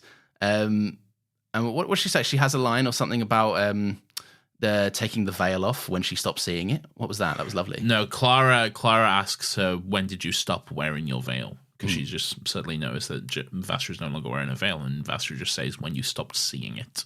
Yeah. Really? Which is realistically, lovely. She took it off in between. Yes, scenes. But it's still nice. I did. Are we cynical men? I went back and rewound this as well and was like, oh, she did it when we cut back to the Doctor. That's when it went off. That's when she did it. Yeah, you're a cynical man. No, you went to have a look as well. I bet. No, I didn't have a look because I already knew. Oh, but, okay. All right, because you've already had a look. No. It's just because I know. Okay. You're a cynical man. Anyway, the Doctor's on the roof and he's shouting to the dinosaur. Yeah. He's like, he's apologizing. He's saying, sorry, it's all my fault. You're here and stuff. I brought you along by mistake, but that's mostly how I meet girls. Yes. Which is quite fun. It's worth mentioning he's wearing one of our universally favourite fits here. Oh, God, yes. We have a special reverence for this look for some reason. I don't know why, but the idea of just the cozy Victorian nightgown fit, man, just a long sleeping shirt. But we often enjoy it with the little sleeping cat doffed upon our heads and a candle, a candle with a little with a little holder, a little plate or something. Yeah. We're ready for a cozy night. We send each other a meme back and forth, which is fun, which is just a picture of a guy sleeping like that. And it says, the state I found bro in. And we just send it to each other whenever one of us is sleepy. It's hilarious. I love it so much. I need to get me a fucking like a Victorian nightshirt. I reckon that is the most comfortable way to sleep imaginable. You know? I imagine that. No underwear, just going free. Amazing. Well, full Scotsman style, like a full Capaldi Scotsman. Yeah, exactly. Natural. Do you reckon he's free balling it under that? Probably not, no, since he's on a fucking TV show. No, but do you reckon in universe the Doctor is free balling it right now? I like to imagine so, yeah. You like to imagine I like to imagine so, yeah. Yeah, I think so. I would imagine it be comfy, but I almost never want to find out. I don't want to break my enchantment with these clothes. So yeah, anyway, after all of our fun little antics, the dinosaur starts catching fire and the scene immediately turns sad. Oh, this is brutal, man. Really is brutal. Just like the Doctor's like, don't worry, I promise I'm going to get you home. Whatever it takes, I promise I will get you home and you'll be all safe and sound. And then the poor thing just catches in fire as it like helplessly screams in pain and falls down to the Thames. Yeah. Oh, brutal, man. Given that we heard of that poetry earlier, this is a thoughtful creature. Exactly. This is an intelligent creature. It's horrible. Yeah, the Doctor then, like, he needs to get down there. He needs to get to the Thames and see what's going on and stuff. So he just basically steals a horse. Oh, an incredible scene. Yeah. Right? Yeah. I'm going to relieve you of your pet. You what? Shush, I was talking to the horse. That's so fucking great. I really enjoy the moment as well where he just then whips out the sonic screwdriver. Yeah. And then releases the saddles and stuff and just rides off. I don't know, there's something like almost like it's like a big hero moment almost. It is a little bit. Fuck yeah, that's the Doctor sort of thing, you know? It's his first kind of jump into action of the episode, I guess. Yeah, and I really appreciate that. It would be within character of me to have a problem with the Sonic being able to do this, but I humbled myself earlier today because it did actually. The Sonic also cut through some rope in season 2 to save Pete from the Cybermen. This is exactly what the Sonic does. Why would this be an issue? Because it's one of them just things that the Sonic can do. It makes perfect sense. What does the Sonic do? It unlocks things. It unlocks doors, all right? I guess. It can unlock the reins of a horse. There's something some nerd will know more about frequencies and how that could actually have a tangible physical presence as well, I guess. I don't think so. I think it's just made up. Oh. Well, then maybe I should stop getting all my facts from Doctor Who. I think you should shut up, quite frankly. Anyway, I like that he then runs off on the horse, and then Strax and Vastra, they're all in the carriage, and Strax goes by just going, "Out of the way, human scum!" as he just rides by. I fucking love this. Is such a shame, man. Like, I fucking love Strax. Yeah, I know. Like, Strax is so fun. Oh, god damn. I will say, although we won't see any more of Strax, we will see the actor who plays Strax. He'll still be in a few things. But I vaguely remember him appearing in one of the Flux episodes, I think. Maybe. I'm not quite sure, to be honest. But and not just as a Sontaran, little sizzle. Oh, yeah. Don't tell me. I'll see if I notice. I will. Nice. We'll see. There we go. Nice. I do like the Doctor's having trouble instructing the horse with directions because he doesn't know what his new hands are yet. Yeah, that's good. Yeah. Like, it's not a universal left and right thing for him, I guess. It's just like, I don't know which is which. Sorry, new hands, can't tell them apart. Yeah. So yeah, this is a great moment where everyone kind of rocks up to London Bridge they're on. Yes. And the Doctor is kind of just observing the dinosaur's final moments and remarks like how scared and alone the dinosaur must have been. And you get a great moment of the seriousness of 12 come out here, maybe for the first time. Yeah. Like, he's pretty disgusted. It doesn't linger for a long time, but he's very viscerally disgusted in humanity here. 100%. He calls them all planet of the pudding brains. He says, "Why can't I get a decent species, planet of the pudding brains?" He says when they're all asking like what's going on and stuff. It's an interesting moment because it's the first time, like, funny, we're talking about veils lifting and stuff like that. It's the first time you get to see a little bit of his demeanor, and like what he'll be once the post-regen zoomies are over. Yes. Yeah, I quite like that. But it leads them on the question of, have there been any similar murders? Which is a funny question to ask, given that it was a dinosaur that apparently just blew up in the middle of the Thames. Yeah, and apparently there have. Apparently there is, yeah. Yeah, as Vastra says, there have. And then the Doctor's like, he just kind of looks around them, looks at all the people, and is like, look at them all, gawking. And like all the people focused on the dinosaur. And then there's a really great moment where he's like, but here's the real question. If all the pudding brains are gawking, then who the fuck is that? With this incredible point and this incredible stare. Like, fuck, I know, like, we've already joked so much about the eyebrows, but they really fucking do a lot of great work, man. They really add this intensity to his stares and stuff, which really work quite well. Which Peter Capaldi is a fantastic actor in his own right, but whichever one of his parents gave him those eyebrows, he needs to cut them a percentage of every single thing he makes, like, because it fucking helps. It really does. It's so good. Yeah. Isn't it funny? We went from a Doctor with little to no eyebrows to the Doctor with the most eyebrows. He's overcorrected, hasn't he? Yes. But yeah, so we've seen the robot who's like not looking at the dinosaur. He's like watching. I think he's looking at the Doctor, actually, maybe. Yeah. Which is quite interesting. Yeah. I'd imagine. And then he just jumps into the fucking Thames. Yes. He's like, "See you later. I'm off, boys." I like that. I like that these are the things you can do when the episode doesn't have to keep up with the Doctor. Like, that's just a thing he does, I guess. Yeah. There's probably some stuff we can skip past a little bit here. I think the episode gets into a bit of a lull here. Disagree. Oh, well, then please take me away. You don't like Strax throwing the newspaper up at Clara? I do. I like these little moments. They're fun. But like in a post-regeneration story, like when the Doctor's not on screen, it's I understand you need that moment for him to go away and like have his existential crisis in an alleyway and stuff. But like these moments are definitely the least interesting of the episode, for my money. I think it's nice to take a little bit of a beat and like, I think it's important to show the kind of mundanity for Clara, I guess, because she kind of has been left behind a little bit here. Like the Doctor, again, like high on regeneration energy and not entirely sure who he is, still trying to figure that out. He's kind of just gone off on his own sort of thing and just like wandered off to solve this case and have this adventure. And Clara has just been left behind in the dust a little bit. And I think it's important that we do get a bit of a sense of that, really. Oh, okay. Yeah, no, that's a nice take on it, I guess. Because I guess later on in the episode, it does come up again that like there's a very real possibility that she might get abandoned.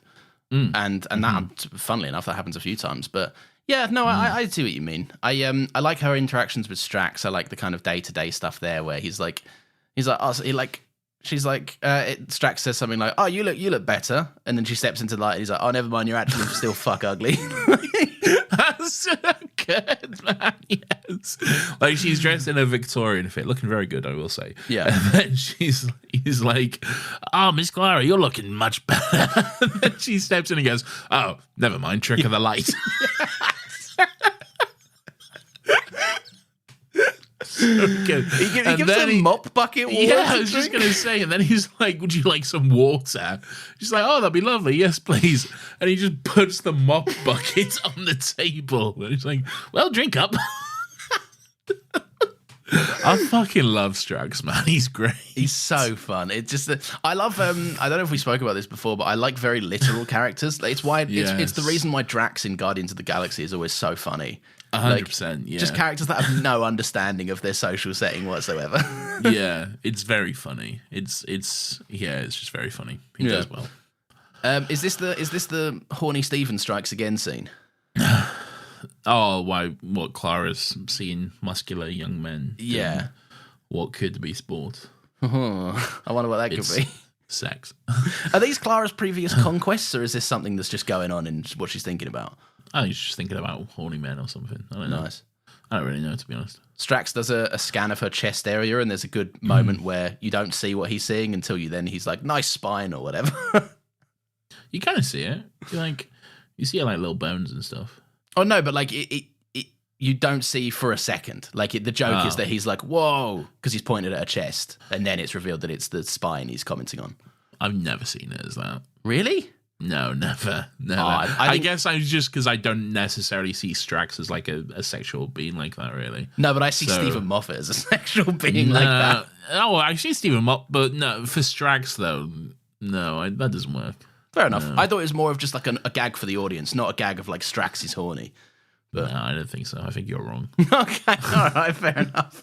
I think you're wrong and bad, and you should apologize. All right, I'm very, very sorry, everyone. Good. There is a fun moment where Strax is like, "Oh, I can tell you your exact life expectancy," and Clara's like, No, maybe don't. Thanks. Yeah. Cheers. I really. Funny you mentioned the spin-off a bit earlier. I would love a spin-off of just like Strax being a really bad detective and just kind of like bungling everything. And then like at the end of it, like every episode, the gag is that every episode, everyone's just too confused and Strax has solved nothing. So he just solves the problem by shooting people. That would be great, to be honest. That would be a lot of fun. I would like to see like maybe a little 6-episode mini-series of that. That'd be fun. Okay.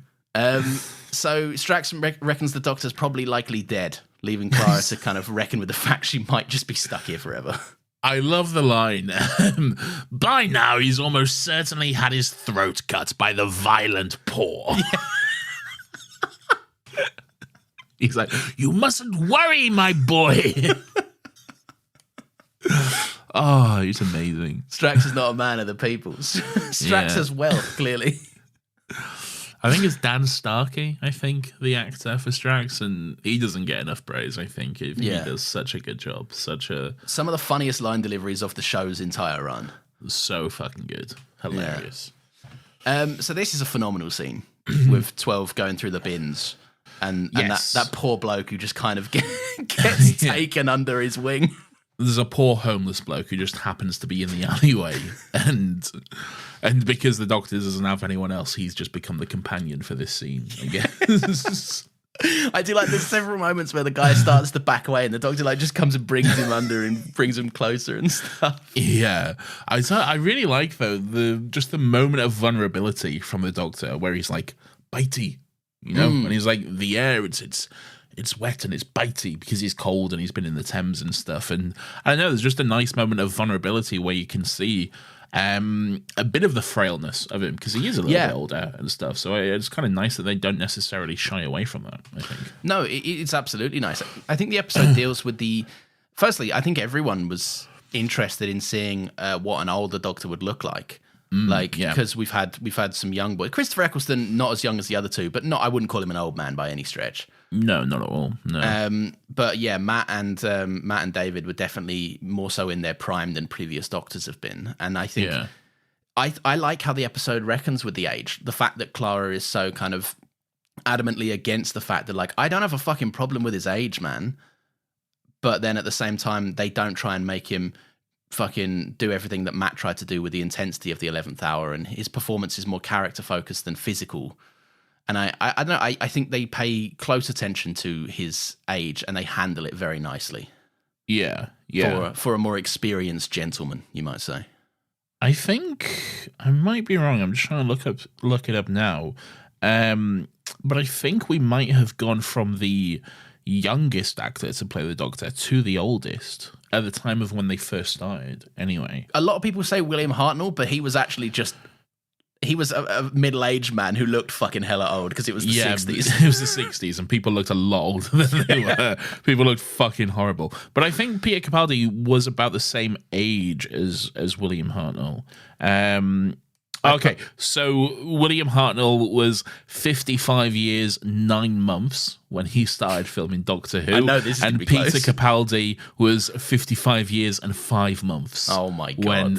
So there's a 4-month difference between William Hartnell and Peter Capaldi, which is really insane because there does seem to be about 30 years difference in age between the two of them. Really. Isn't there? Don't people say that when Tennant came back for 14, he was like as old or just about older than William Hartnell as well? Oh, a little bit younger. I think David Tennant recently turned 50, I think. Oh, okay. All right. Yeah, so a little bit younger, I think. Still.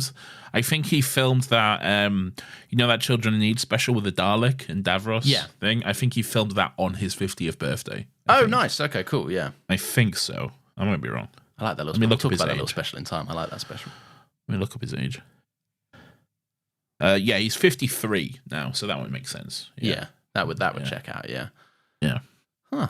But yeah, no, anyway, all that to say, I think the handling of the age is great, and I think they give Peter Capaldi his due respect in not being like, this guy's fucking ancient or whatever. Yeah. He's a very capable older man, and I like how he brings more of a wizened approach to the character from it. Yeah, definitely. Yeah. I think he does a good job. Yeah. Definitely. Anyway, this is a really interesting scene because we haven't really talked about it yet, but not Peter Capaldi's first time on the show. No, it's not. Yeah. So obviously he previously appeared as I can't remember his name, but the guy that goes modern art. Yes, the guy in Pompeii, the dad in Pompeii. Yeah. In my head, I want to say Caecilius. Was it something like that? That sounds right, Caecilius. Yeah, something like that. I think. Yeah, so he was obviously in that episode, and we haven't really talked about it yet. And it's not really relevant, to be honest, but he's also in an episode. Well, he's in a series of Torchwood. John Frobisher as well, which we'll get to at some point. Interesting character, to say the least. Very interesting character. Yes, we'll definitely get to that at some point. The less said about it, the better. Don't look it up. Don't look it up. If you don't know, don't look it up. All right. Yeah, we'll get there.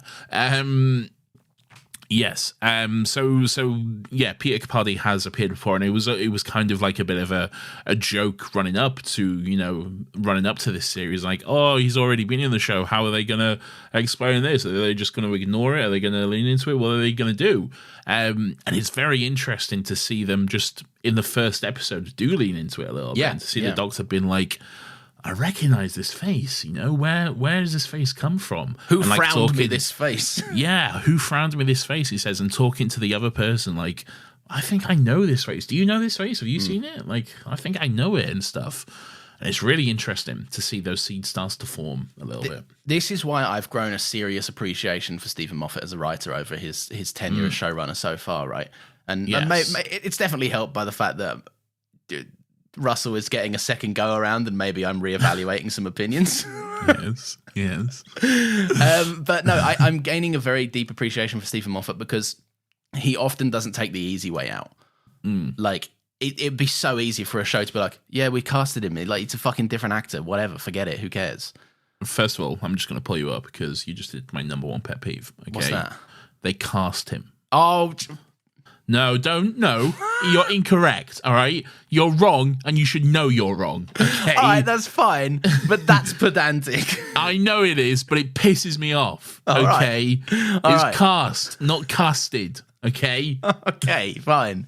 They But cast him. I do like that they're able just to be like, yeah, I'm going to make a harder choice. I'm going to do something more interesting. And through that extra work, you get a more interesting element. Because I know how that's resolved, this kind of plot point and beat.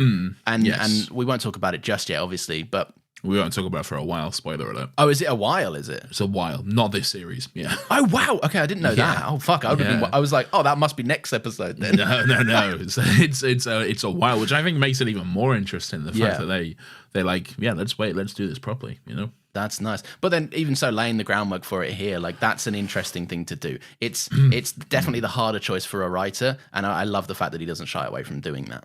I think so too. Yeah, I think it's great, and it's so interesting the fact that it is something that's coming back. Because it would be so easy to just be like, don't worry about it, you know, or to have like a half-handed, funny, quirky line like, oh, this looks familiar or whatever, but then just never mention it again. You know, like I think it's really interesting and really good to actually lean into that sort of stuff. Plus, it's a way to just get the nerds will shut up forever about it now. Yeah, exactly, as well. Yeah. I like that he's talking to this homeless guy in the alley, and he's like, the homeless guy's like, I don't like it, your face. And he's like, well, I don't like it either. It's all right up until the eyebrows, but there are attack eyebrows. My favorite thing, again, this is another moment where it's just an absolute standout. He goes, I'm cold, give me your coat. And he goes, what? And he goes, there's no sense in us both being cold, give me your coat. Genuinely, I love that so much, though, because, again, it's like we've gone from a doctor who is arguably too nice to a fault, and and bends over backwards to like accommodate and be nice to people, to this like really rough and like, well, I'm cold. There's no point in us both being cold, so give me your fucking coat. I don't want to be cold, right? And he's just so cross and angry and just doesn't care about people to a certain extent. And I don't know. I just think it's really interesting to see that stark contrast. I do too. My literal note says 11 was erratic but still always kind, whereas 12 is way more abrupt and definitely short and grumpier. 100%. Like that's also like variety is the spice of life. We say this often, right? But like, give us something new. We don't always need to have the same kind of doctor going a bit loopy.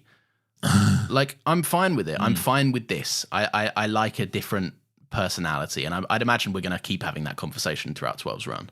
100%, yeah. And I also enjoy this is where the doctor realizes he's Scottish as well. Yes. He goes, I'm Scottish. He gets chuffed because he can start moaning about things more. He says I can complain about things now, which I think is a joke that Stephen Moffat just likes to write quite a lot. It comes up quite a bit, but it's a fun little joke. I like it.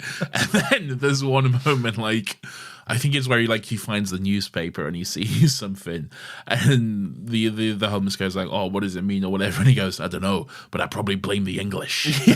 Yeah. Two Scots at the helm. It's a great time, I think. It's good. It's good stuff. Yeah. Anyway, Jenny is posing. All right, we got to control ourselves here. We got to control ourselves now, okay? But let me tell you, the barking was off the fucking chain. All right. What an awful week for us to implement some new Discord rules. It's true. No, but yeah, look, it's no secret. Jenny looks very good. She looks very good. That's all I'll really say. She's a very beautiful lady. Okay? Yeah, and Vastra, I'll say, not the attentive wife I had the previous opinion that she was. I think it's a great joke that like Jenny's there posed as if like Vastra's painting her, and we see Vastra like working on this board and stuff, but we can't see the other side of it. And then the pullback when she turns it around and it's like her investigation board. I think that's such a good joke. That's so well done. It's a great joke, but what are you doing, Vastra?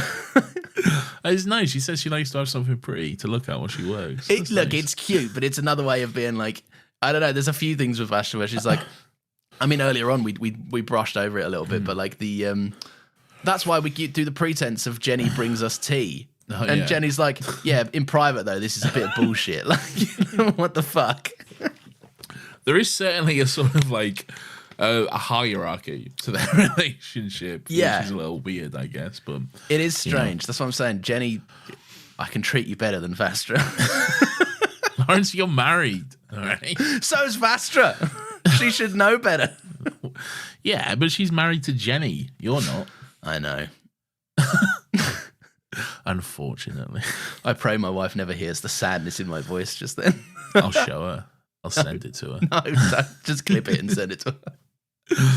Yeah. So yeah, it's a good joke. It's a good gag. But Clara comes bursting in, holding an advertisement listing in the newspaper, reading "The Impossible Girl."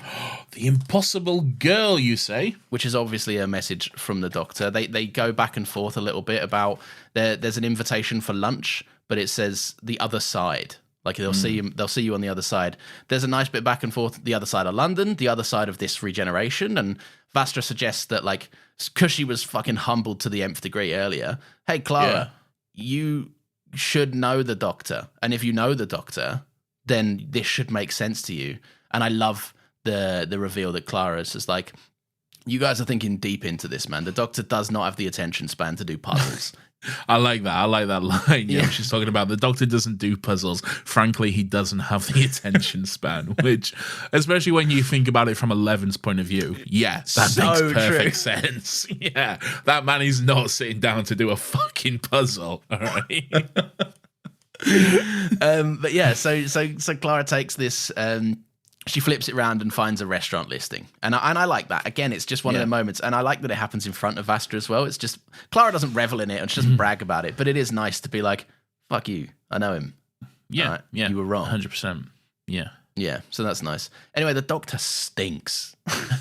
So we cut to Clara going to this restaurant. She's turned up, newspaper in hand, ready to meet the Doctor at this restaurant. She sits herself down, and then there's this great shot of Clara just like as she sat down, looking around the room as if to be like, oh, where is the Doctor or something. And then we just cut to him just at the table with her, as if he just silently crept up, and he's so disheveled. Yeah. He's wearing that homeless bloke's coat and everything. He doesn't look great, and she's just like, fucking hell, man. I do. It's maybe I'm reading too much into it, but I do like there's this element of he swapped his favorite watch for the 11's obvious watch. We'll come back to that in a sec. All right, that in a sec. I just do like the line where he's like, "What's wrong?" Yes, and Clara's just like, I don't know, maybe the smell. And then he just kind of innocently looks around and goes, yeah, I know, it's everywhere, isn't it? It really follows you around. Not knowing it's him. My bro is unaware. He doesn't know. How long's he been gone? Has it been like a day or two? I don't know. Yeah, probably a few days, maybe, at this point. He's just been absolutely cooking in that coat. I think it has been a few days. Clara's been changed at least twice, I think, maybe. Oh, okay, yeah. So, I don't know. Yeah. Yuck. Yeah. Yeah. Anyway, this watch, right? This watch, yes. So I like this, right? I don't even think I am reading too much into it, but the idea of he's like stripping away parts of 11, like he's trading parts of 11 off. Yeah. Which is obviously very like, I guess thematically in line with how he doesn't feel like the same empathetic, kind man that 11 was. And he's struggling a little bit at odds with that, so he's kind of shamefully removing those parts. Yeah, I don't know. I thought that was lovely. I love this scene of confusion of who actually, like, who would send an invite in such a fucking moronic way. I did too. Yeah. So Clara says to him, like, what kind of person would put this sort of puzzle, this thing in a paper? Who invites someone to dinner this way? And the doctor's like, well, I wouldn't like to say, but if I had to, I would say you would be someone with an ego and a control problem and, you know, a needy game player sort of thing. Because the joke is they both think the other one put the ad in the paper. Yeah. You know? It's a great little gag. But I think the moment I really enjoy is like where the doctor notices something different. He notices something else going on, and Clara like says something like, "Oh, we're talking about this," and he's like, "Oh fuck, what is it? What am I trying to say? You know, hold on, let me find it." Everyone wait, on. Give the man his time. Everyone wait, all right? Oh, yeah. So he's noticed something. He's like, and Clara's like, "What are you doing? We're talking about this." And he's like, "Clara, what is happening right now in this restaurant to you and me is more important than your egomania." And Clara just shoots back at him, "Nothing is more important than my egomania." And then he just goes, "Right, you actually said that." So something I'll say as well. It's different. But I think Jenna Coleman does an amazing job of keeping the same sort of back and forth. And Pete Capaldi, I suppose, as well. But Jenna Coleman is the through line, so it's easier to praise her for it, right? But Jenna Coleman and her consistent performance as Clara with these two versions of the Doctor, right? It's easy for us as an audience to forget. This is the different person. Like working on set, this was a different scene partner. Yeah, 100%. And she does such an incredible job that really sells the believability that this is the Doctor. Because they keep up that snappy back and forth that her and Eleven had. I think the back and forth is a little bit different, but I feel like it works though. I feel like Clara was a little bit more enamored with Eleven, really, because he's obviously new to her, and you know he's the introduction to this new world and exploring time and space and all that kind of stuff.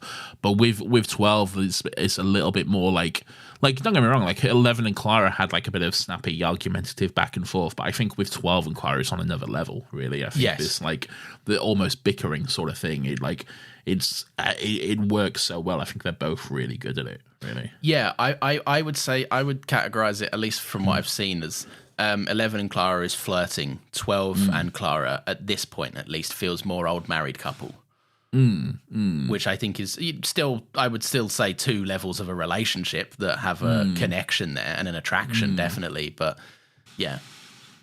Food for thought. It's going to be an interesting season. I'm very excited. Much to discuss, which I am very excited about. No one else has the privilege of seeing the glint in Nathan's eye when he says things like that. Much to discuss. Much to discuss indeed. Can you imagine looking around at a restaurant and everyone is doing a robotic motion and not eating? Right. First of all, what an amazing scene. What a genuinely horrific scene as well. That moment where the Doctor realizes like something is fucking not right here. Something's going wrong. And then he's telling Clara to look around. And then she's like, yeah, they're just eating. What is it? And he's like, no, look again. And then the slow fucking reveal of them, no one is actually real. They're just all weird robots. Just like mechanically like putting forks to their mouths and stuff. Yeah. So creepy. It's so creepy, and it's a great bit of... We're not going to count it, I don't think, as the Stephen Moffat trope that he does a lot of the time, but the fact that you haven't realised that no one's talking... Yes, yeah. Is a great little detail. Yeah, I don't think it's necessarily in the same vein as that, but it it's not. It works. It's been happening all along. Yeah, it's not one of those moments, but it is good though, and it definitely still has the same sort of effect. Really, he's very good at doing that. He's very good as a writer at not changing anything, but then throwing the scene dynamic on its head completely. Yes, I think. Anyway, the Doctor steals some of Clara's hair. Yeah, it's just, I don't know what he's doing with this. He's testing the air density so he can see how much oxygen is in the room, basically. That's how he's able to determine that no one else is breathing. Really. Oh, I didn't pick up on that. That's very clever. I like that. Yeah. He's dropping hairs so he can sense the I don't know. I'm not a smart man, all right? Yeah, so but he knows what he's doing with hair. He knows what he's doing. He's doing something with hair, all right? Yeah. So I trust him, you know? He makes a couple of comments about how, like, he's quite touchy about his age, I think. Clara, it's like, if you're picking out your greys, you missed one. And he's like, oh, you don't like it? That's good stuff. It is. Yeah. Anyway, they get up to go. They're like, people leave all the time. You know, we can just leave. You know, people change their mind and stuff. So that's absolutely fine. I love that way they just try to rationalize it with each other, and then they slowly get up. And again, this is quite scary as well. Like as soon as they do get up, everyone else just stands up in the restaurant, and they're like, what the fuck? Yeah. And then they take a step, and everyone takes a step towards them. And then they take another step, and again, everyone takes another step towards them. Yeah. It's really good, I think. It's very good. The tension is great. It's very classic horror. Like, it's very just creepy vibes all around. And I like the way that Clara kind of reconciles with it again. And it's like, we could take another look at the menu. What do you think? Yeah. So then the robot waiter comes up to them. And he's got some choices. He's got some choices for them, and I like the doctor just taking a look at the menu and being like, "No sausages, and there's no pictures either. Do you have a children's menu?" He lists out a couple of options: the liver, the spleen, the lungs. Obviously, Clara's got her head deep in a menu. Right. Yeah. But like we don't. The waiter is obviously scanning them and checking out kind of what he might take from them, and I guess. And Clara's reaction to the liver, spleen, lungs, and she's like, "Are they good sellers? Are they?" Like she says something to that effect. Log call for those. Yeah.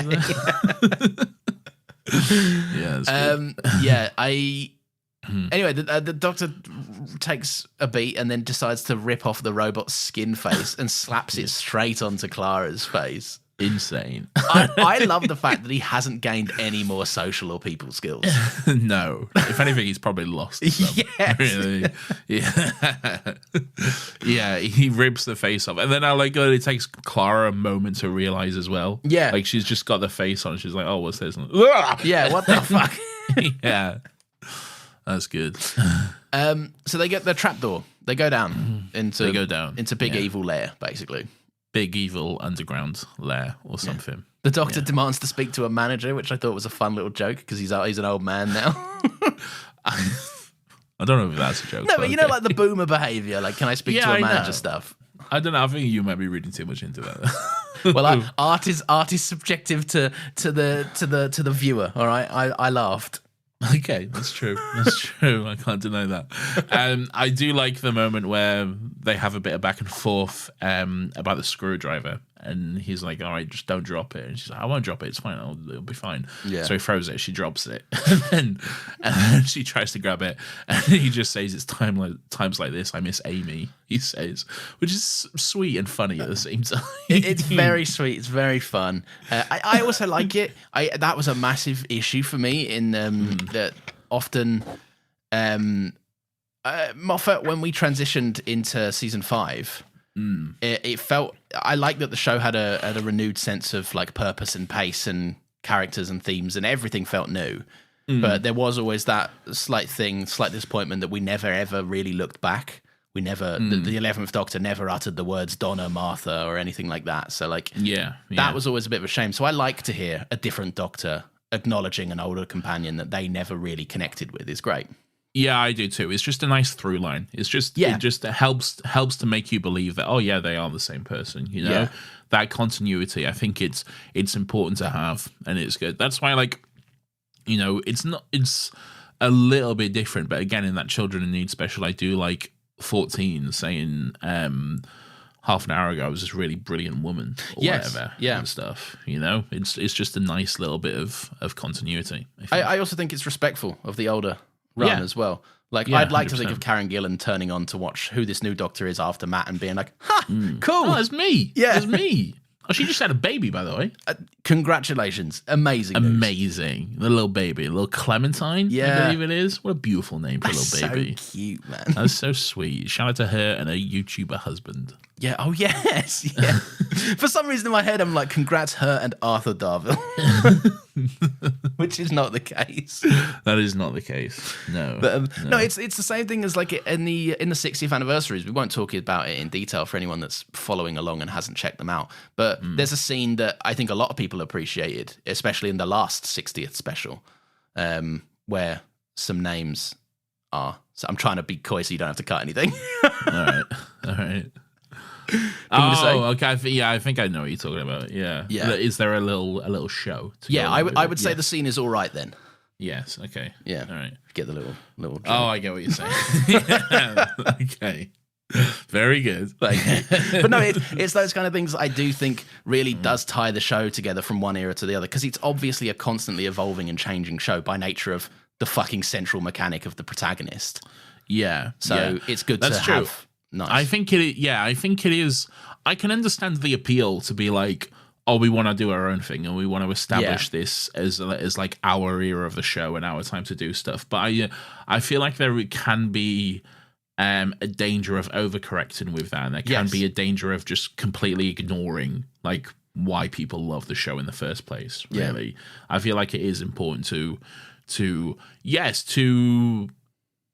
embrace what came before, but also to not like constantly be like, hey, remember what came before though. I think it's a delicate balance you have to strike, really. It is. I think season 5 would have had criticisms had season 5 not been fucking amazing, like as a run of the show.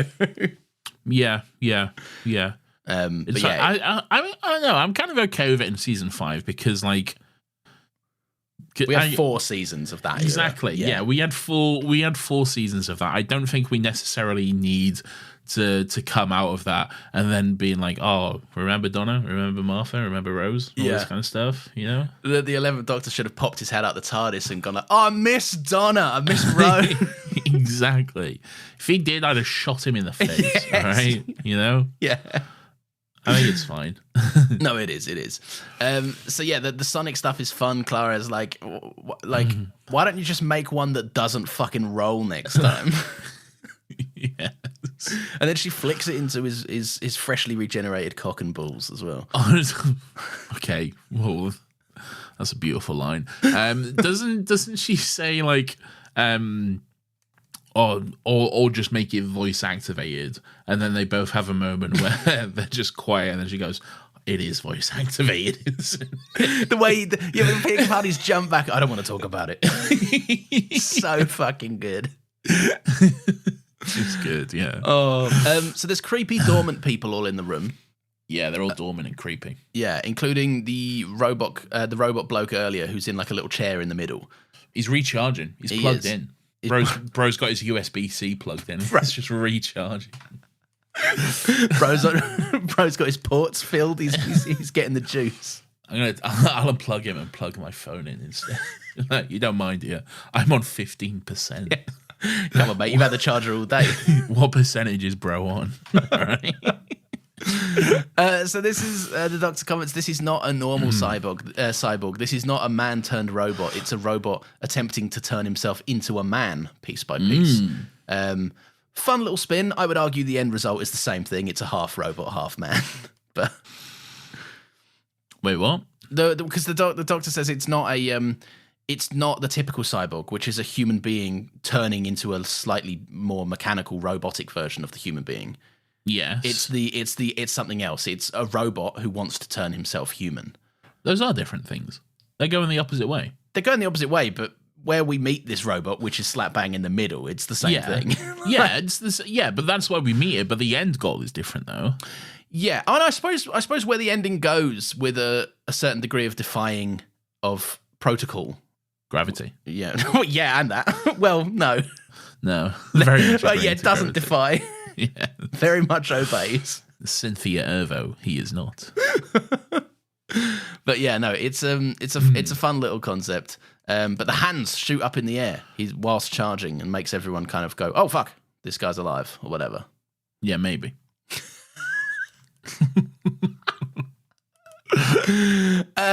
So the Doctor circles back around a little bit. He goes like, I've seen this before. I've seen this. What is this? I've got this before. Fun little reference. We'll get to it in a bit.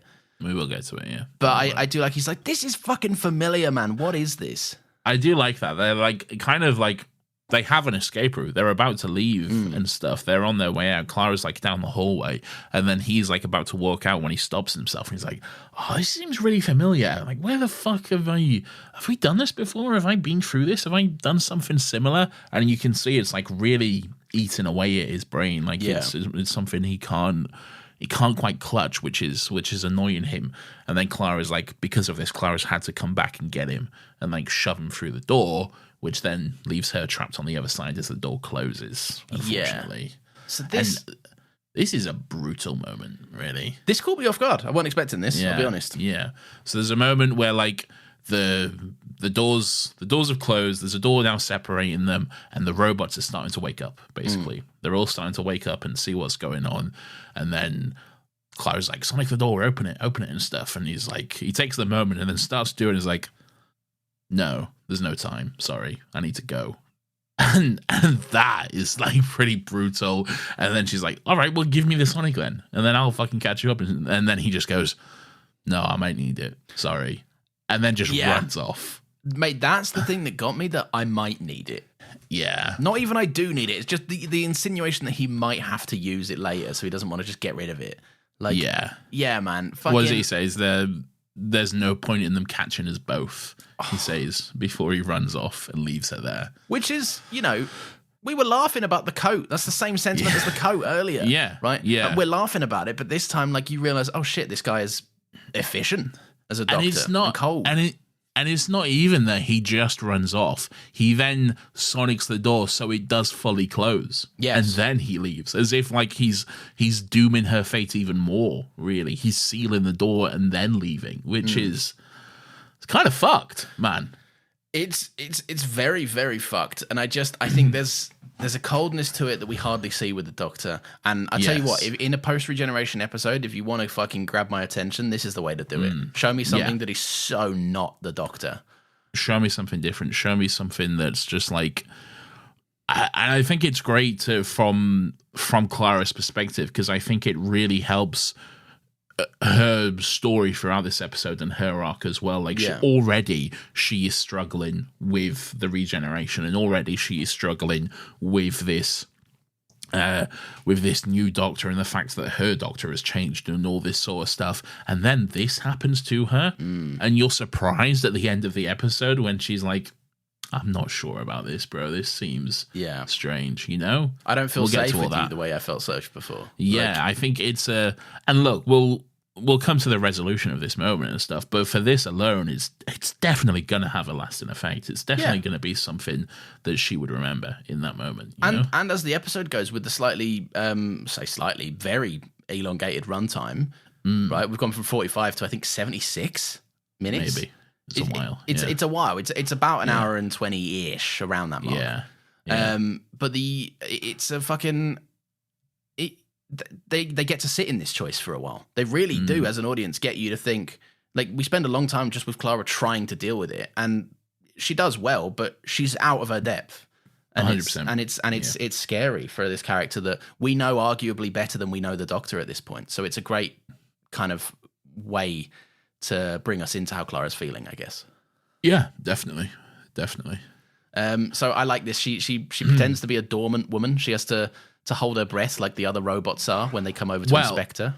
She pretends to be dormant for first, and then we have the flashbacks of 12 going. They're all holding they're not breathing and stuff. So which are great flashbacks, by the way. I think they do the flashback thing well, in that they're not the scenes that we saw.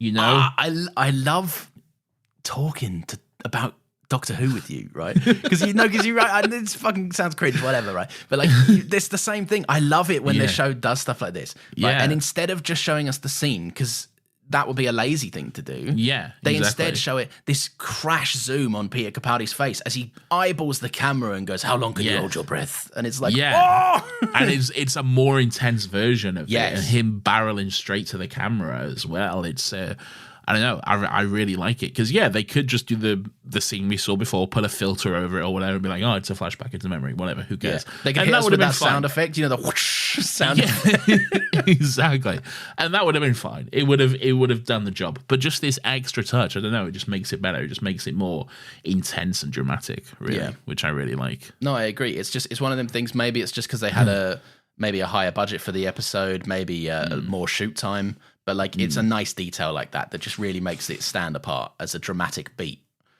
I think so, yeah. And that's when, Clara realizes she has to hold her breath. Yes. Yeah, she can't breathe around these cunts because they'll be able to tell. So then she has to hold her breath. And this is a fucking...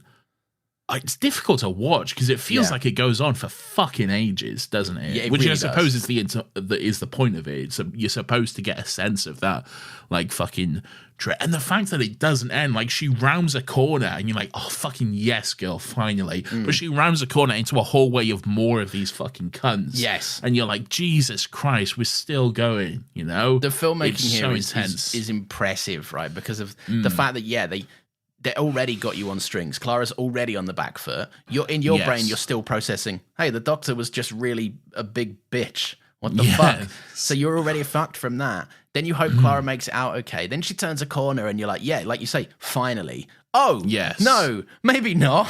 It's relentless. And I think the filmmaking on display of the POV shot getting hazy from the lack of oxygen, you're getting these kind of lens flare effects added over to show you that Clara is pushing it to the breaking point. And that's phenomenal. And then when she gives up and finally just essentially passes out, I think that says a lot about Clara, that she doesn't ever break it. She has to fall unconscious to break that. It's a very good characterization of her resilient spirit, I think. I agree. I tried to hold my breath when I was watching this scene. Oh, did you? Yeah, I tried to earlier in the week when I was watching it. I was like, I'm going to see how long I can go. Spoiler alert, didn't make it as far as Clara. So. Good on her. Yeah, good on her. She's got strong lungs on her. Strong lungs. Well, the guy was eyeing them up earlier, wasn't he? So he was like, I like those lungs. I'll have some of those. So she passes out, and then I like that. I like the way that Robo's like, bring her, in that weird sort of fadey shot as well, which I like. It all looks great. It's quite dramatic and stuff, which I enjoy. Yeah. And you're sat there thinking she's up fucking shit's creek here because the doctor's off gone AWOL. The last time he disappeared in the episode, he was gone for 3 days or whatever. Yeah, exactly. The doctor's fucked off. He's abandoned her, really. Yeah. So she's on her own here. So this scene is kind of, I think, more of the same. The same thing of Clara having to work with what she's got. And essentially questioning, and Clara makes a very valid point to the robot's like, where's the other one? Wants to know where the doctor is. Well, as she's waking up, she has visions and flashbacks, I guess, of her first day on the job at teaching. First day teaching a class, and there are a bunch of rowdy year 9s or whatever. Yeah, they're all snotty like little cunts. Snotty little cunts. All right, people might not know this. I trained as a teacher. Okay. This is lore I often forget. I knew you when this was happening. I often forget it too. It's just so removed from who you are now. I know.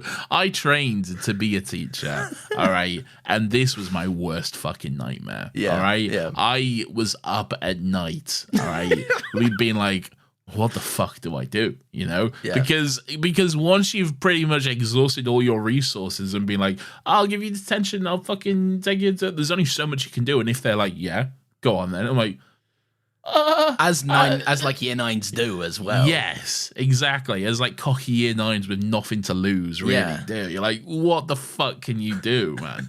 Once they call your bluff, it's over. Yeah. Really. Which is Clara's whole point. You got to start low and build. Yeah. You can't be like, I'll kill you, because then you're like, well, the second you don't kill me, I know that I'm fine. Yeah, exactly. I think it's good though. I think it's good to show us that from Clara's perspective, to to put her in that position to remind her of situations that she's been in before where she's felt isolated and alone and kind of has to step up to the mark here. Yes. Like she does in this scene, really. It's calling on life experience, and I think that's like that harkens back to some of our favorite companions and their character traits. You know, Martha was always the first. Martha and Rory were always the first one in to help the common folk, the common people of the episode with medical attention.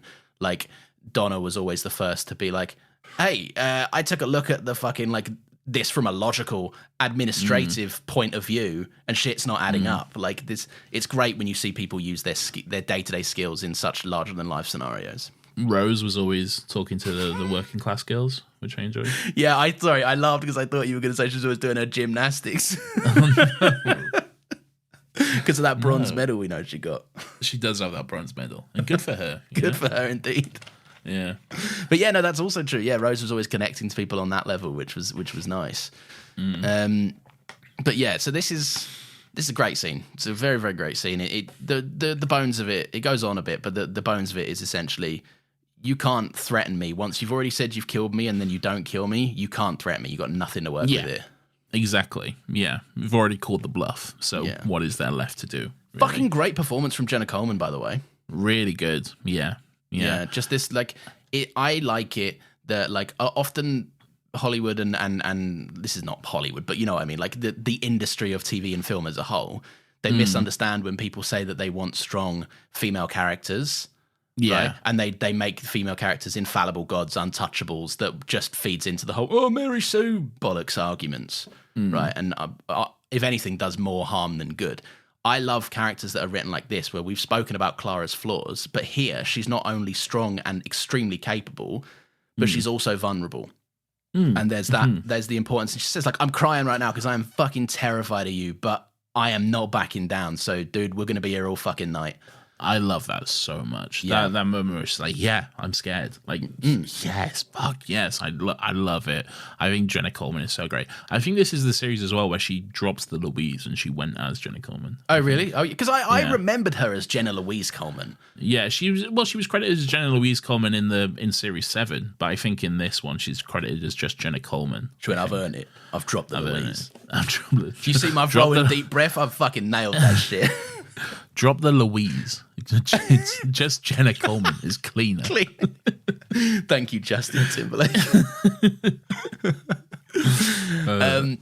But yeah, so there's another great moment where you're left hanging in the balance a little bit. Is she says that if the Doctor is the Doctor, if she doesn't truthfully know who the Doctor is, then he'll be where he's always been, which is having her back. Yes. And then, the episode makes you wait. Yes, it does. But he is there. He does. He takes her hand, he pulls her away, and he's in disguise, basically. He's disguised himself as a weird flesh skin monster and has pulled off his mask. Now, go on, tell us the fun little fact about this mask, Lawrence. I know you're chomping it. Do I have a fun little fact about this mask? Oh, do you not know this? No, please. Oh, well, then I get to tell you. Nathan, you're chomping at the bit. Would you tell me? This is fun. The mask that he pulls off is a mask of Matt Smith's face. Is it? Yeah, it's designed to look like Matt Smith's face, which he pulls off his own, revealing the 12th Doctor. We need to add this to regeneration compilations. That's amazing. I didn't know. Why did they do that? Just a fun little thing. No, because it's thematic. No, yes, but I thought he would have grabbed this mask off of one of the actual robots walking around. Well, in-universe, Lawrence, I don't think it's necessary. It's not like the in-universe, they have the 11th Doctor's face, okay? I think it's like supposed to look a little bit different than the Doctor, okay? Yeah. Just like from the actual skin graft and stuff, the design of it is based on Matt Smith's face. I love that idea. That's very nice. Yeah, I think it's really good. And like the I don't know, I guess just the poetry of him ripping off Matt Smith's face and being his own underneath it and stuff. Well, we spoke a little bit earlier about the stripping off of Eleven's traits and like possessions and stuff like that. No, you did. Well, yes, but you agreed, did you not, with the watch? No, because you didn't give me a chance. You just moved on to the next point before I could say anything. So no, I didn't technically. Well, here's your moment. Do you agree? No. Oh, you do. No, I don't. It's a longer episode, all right? We've got to stop these 3-hour turn-ins. They're the big episodes, all right? What do you want from us? No. We're back to like the standard 45 to 47-ish minutes, I think, next week, right? Yeah. Okay, all right, good. Anyway, we get an amazing entry line from Capaldi. What does he say? Oh, fucking, I don't know. Oh, sorry, I thought because you had the script up, I thought you would be able to read it. But I'm not always at the right point, all right? You got to be scrolling, Nathan. You got to be scrolling alongside us. Hello, rubbish robots from Dawn of Time. Thank you for all gratuitous information. 5'1" and crying. You never stood a chance. Great line. That's good. Yeah, that's a great line. Not only like complimenting Clara and her capability, but also just being like. Yes. It feels very doctory, like, hello, I'm here, you fucking losers. Yes, very good. So this is when he starts, this is a great moment with the music blaring as well. He starts doctoring all over the place.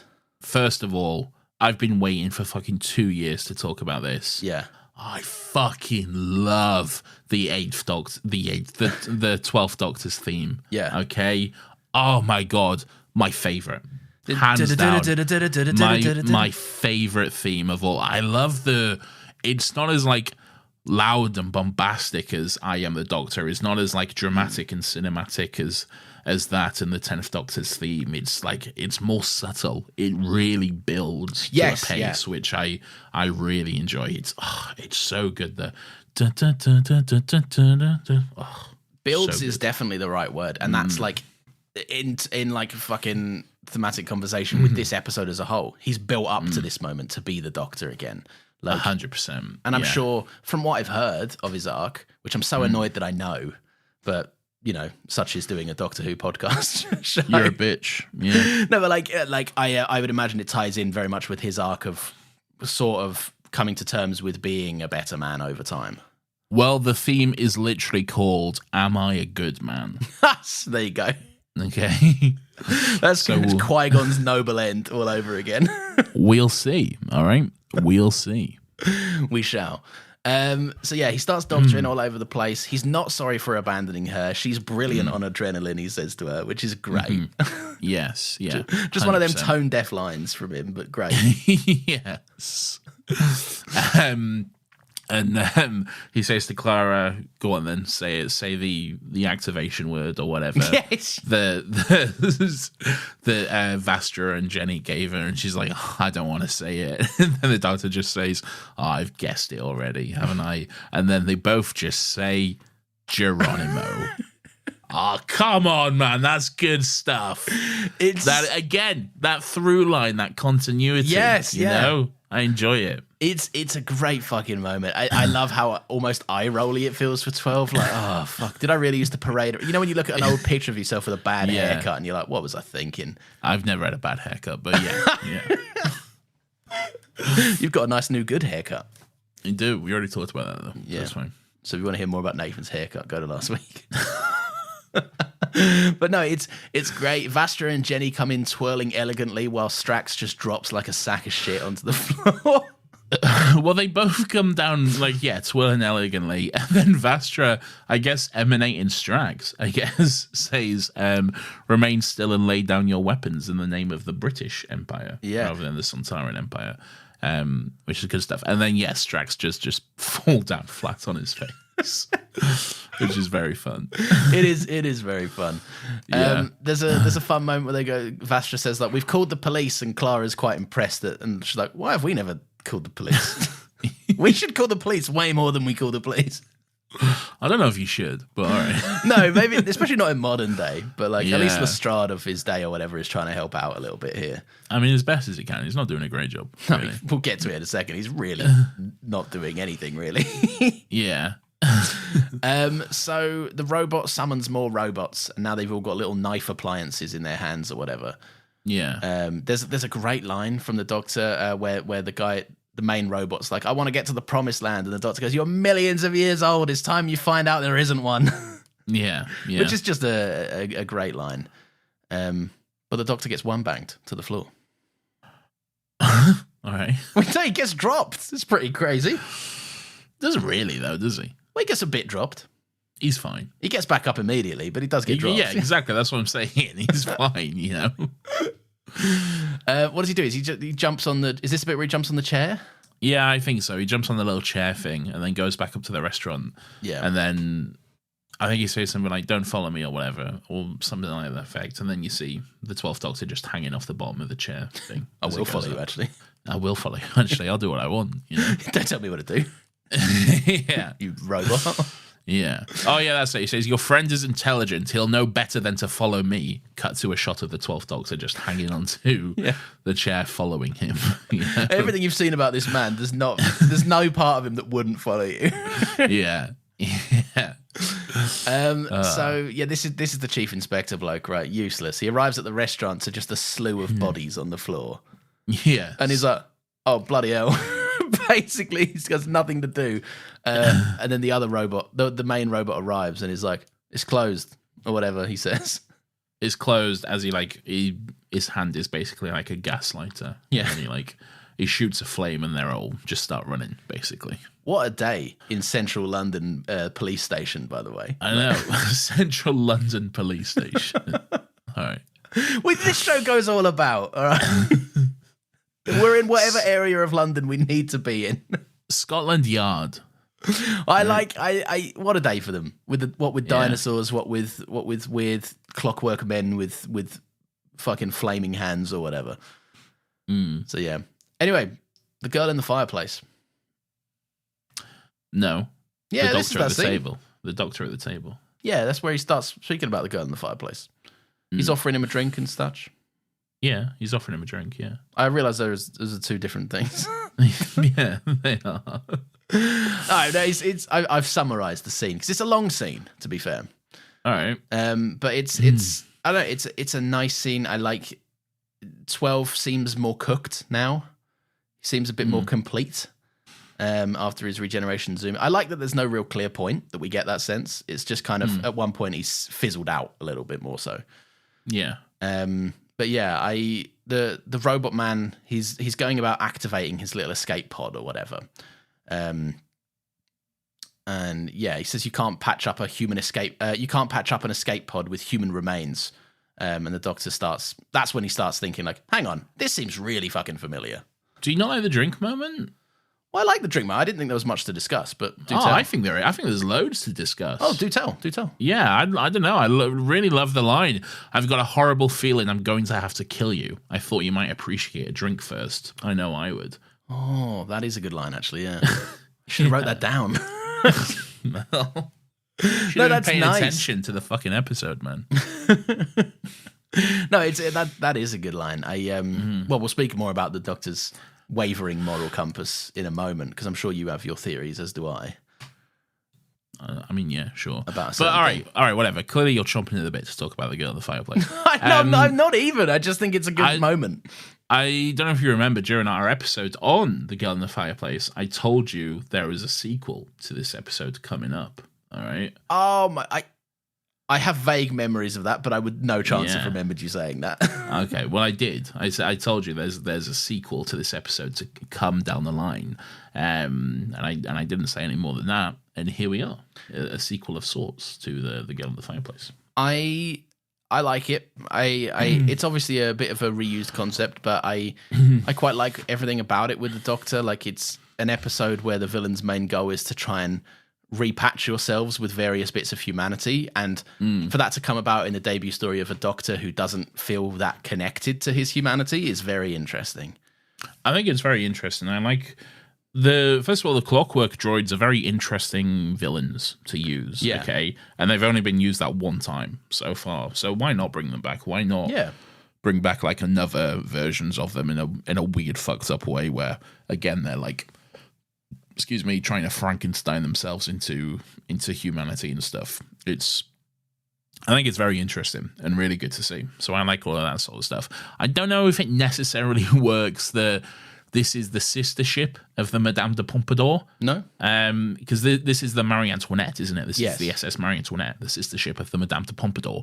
But I don't know if that necessarily works, because from what I remember, the Madame de Pompadour was just a ship the droids stumbled upon. Like it wasn't their ship.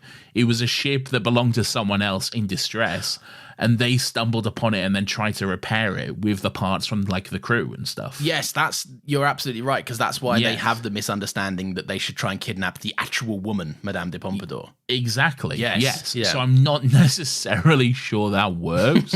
Maybe there's something I'm missing there. I don't know. But yeah. I think Stephen Moffat went like, it's been fucking 10 years. But yeah, whatever. I don't know. I don't think it matters too much, but like, and this could, it could come after the fact or whatever. But yeah, I don't know. Interesting. It is interesting. Like you say, that it's a good. I always like it when a villain returns. Obviously, they have a bit of a different look, a more updated look, which I think is great. They're not just kind of weird like French gussied up dolls with a secret little computer under their head. Yeah, in the Girl in the Fireplace, they didn't have faces. They didn't have. Yeah. They never got to the point where they was able to cover themselves in flesh and skin and that kind of stuff. They were still mechanical droids who just had to sell for like masks and wigs and shit. Yeah. So made them look spookier, I would say. I would say they looked probably better in The Girl in the Fireplace. Yeah. But again, different vibes though.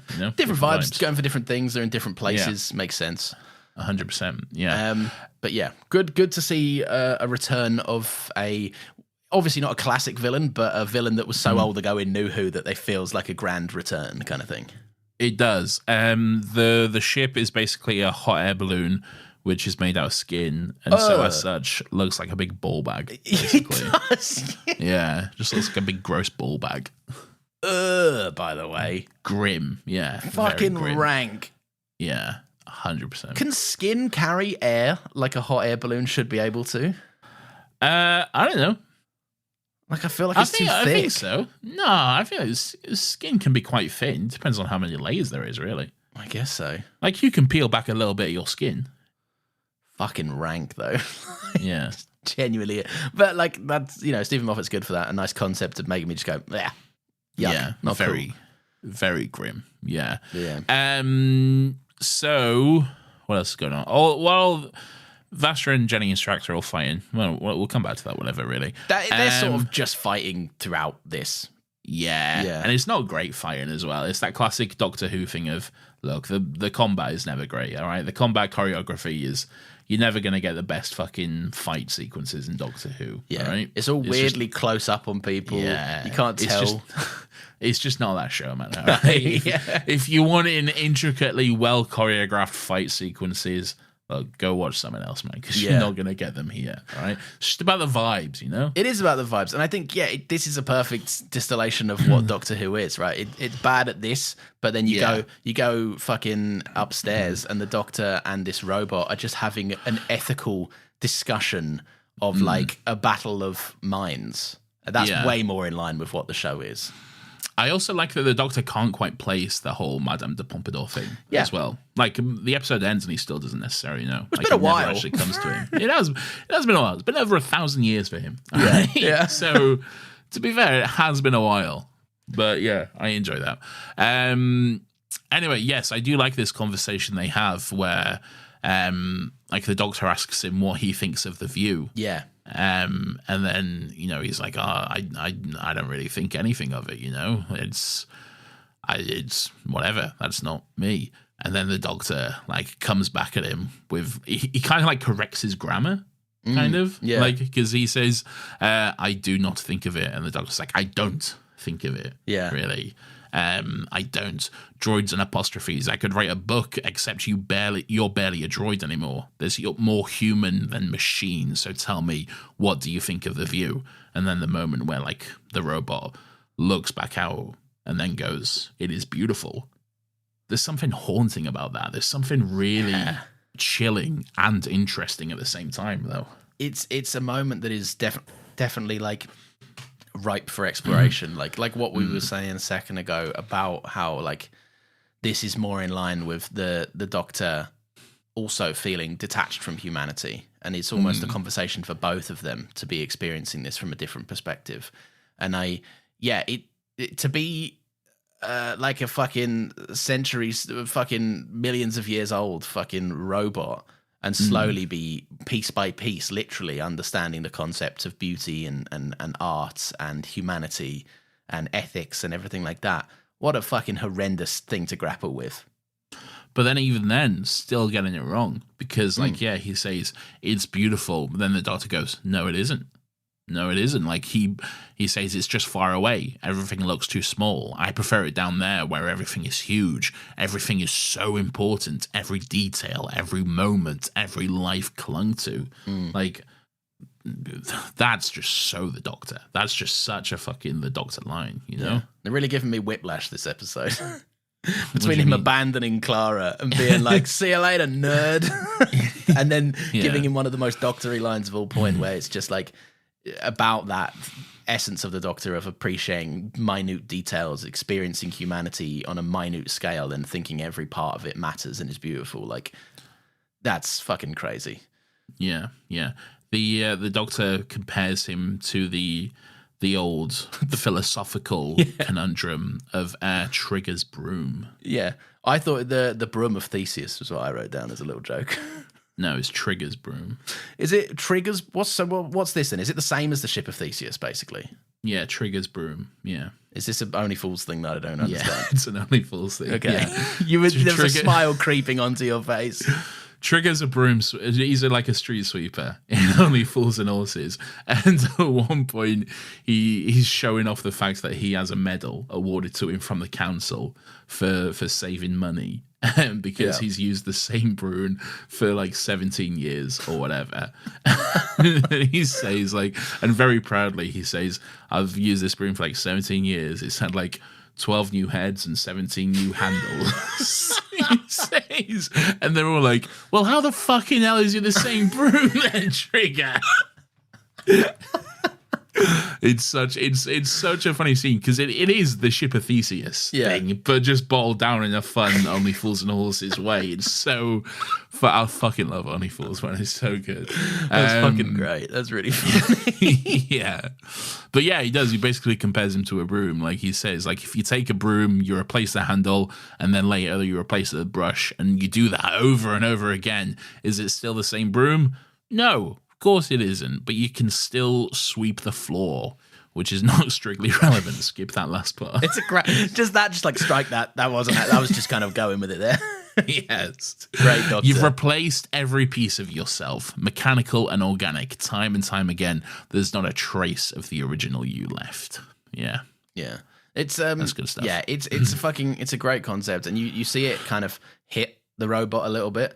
Like you do see him kind of reckon with that for a second. And then the Doctor holds up a mirror, or like not a mirror, but like a reflective plate or whatever it is. Oh, fucking love this moment because I guess it's more for the Doctor than for the fucking robot, really. Yeah. Like not intentional. I don't think he was intending to do this, but he is holding up the mirror, and then you see the moment of him looking at himself more than anything. It's good, man. You see the exact moment where he's like, "This is a teachable moment for this robot," but then also like you see him take note of it himself and almost go like, "Don't have time to think about this right now."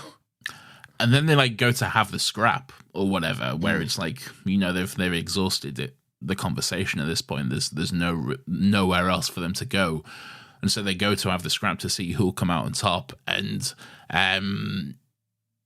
And yeah, the robot says something like self-destruction is against my basic programming, and then the Doctor says murder is against mine, as they both go to tussle. I don't know if that's strictly true, but we've seen the 11th Doctor fairly recently murder someone.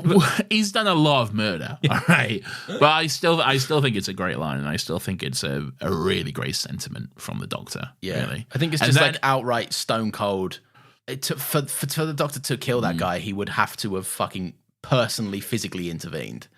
I mean, he does then a little bit later say, I think one of us is lying about our basic programming, which, a great moment, I think. A great moment, a great line, and also leads to a fucking phenomenal moment in the show that, I'd be honest, I was not expecting, and I'm so glad that I didn't know about it. I think the fact that it's kind of left ambiguous, really. Like he says, you know, one of us is probably lying about our basic programming, and then they both have like a moment of agreement where they basically know what's coming. And then we cut to seeing his body just impaled on fucking Big Ben, really, which is brutal for a fucking Doctor Who. Looks by the rough, way. It looks incredibly rough. But then that look of the Doctor, and then he looks up at the camera as well. Don't, man. That fucking so good.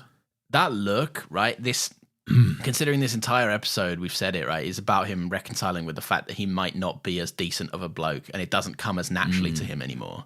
Yes. Like that, to pair that with this look to the camera, almost like this shameful acknowledgement to the audience that I'm not the Doctor you were expecting.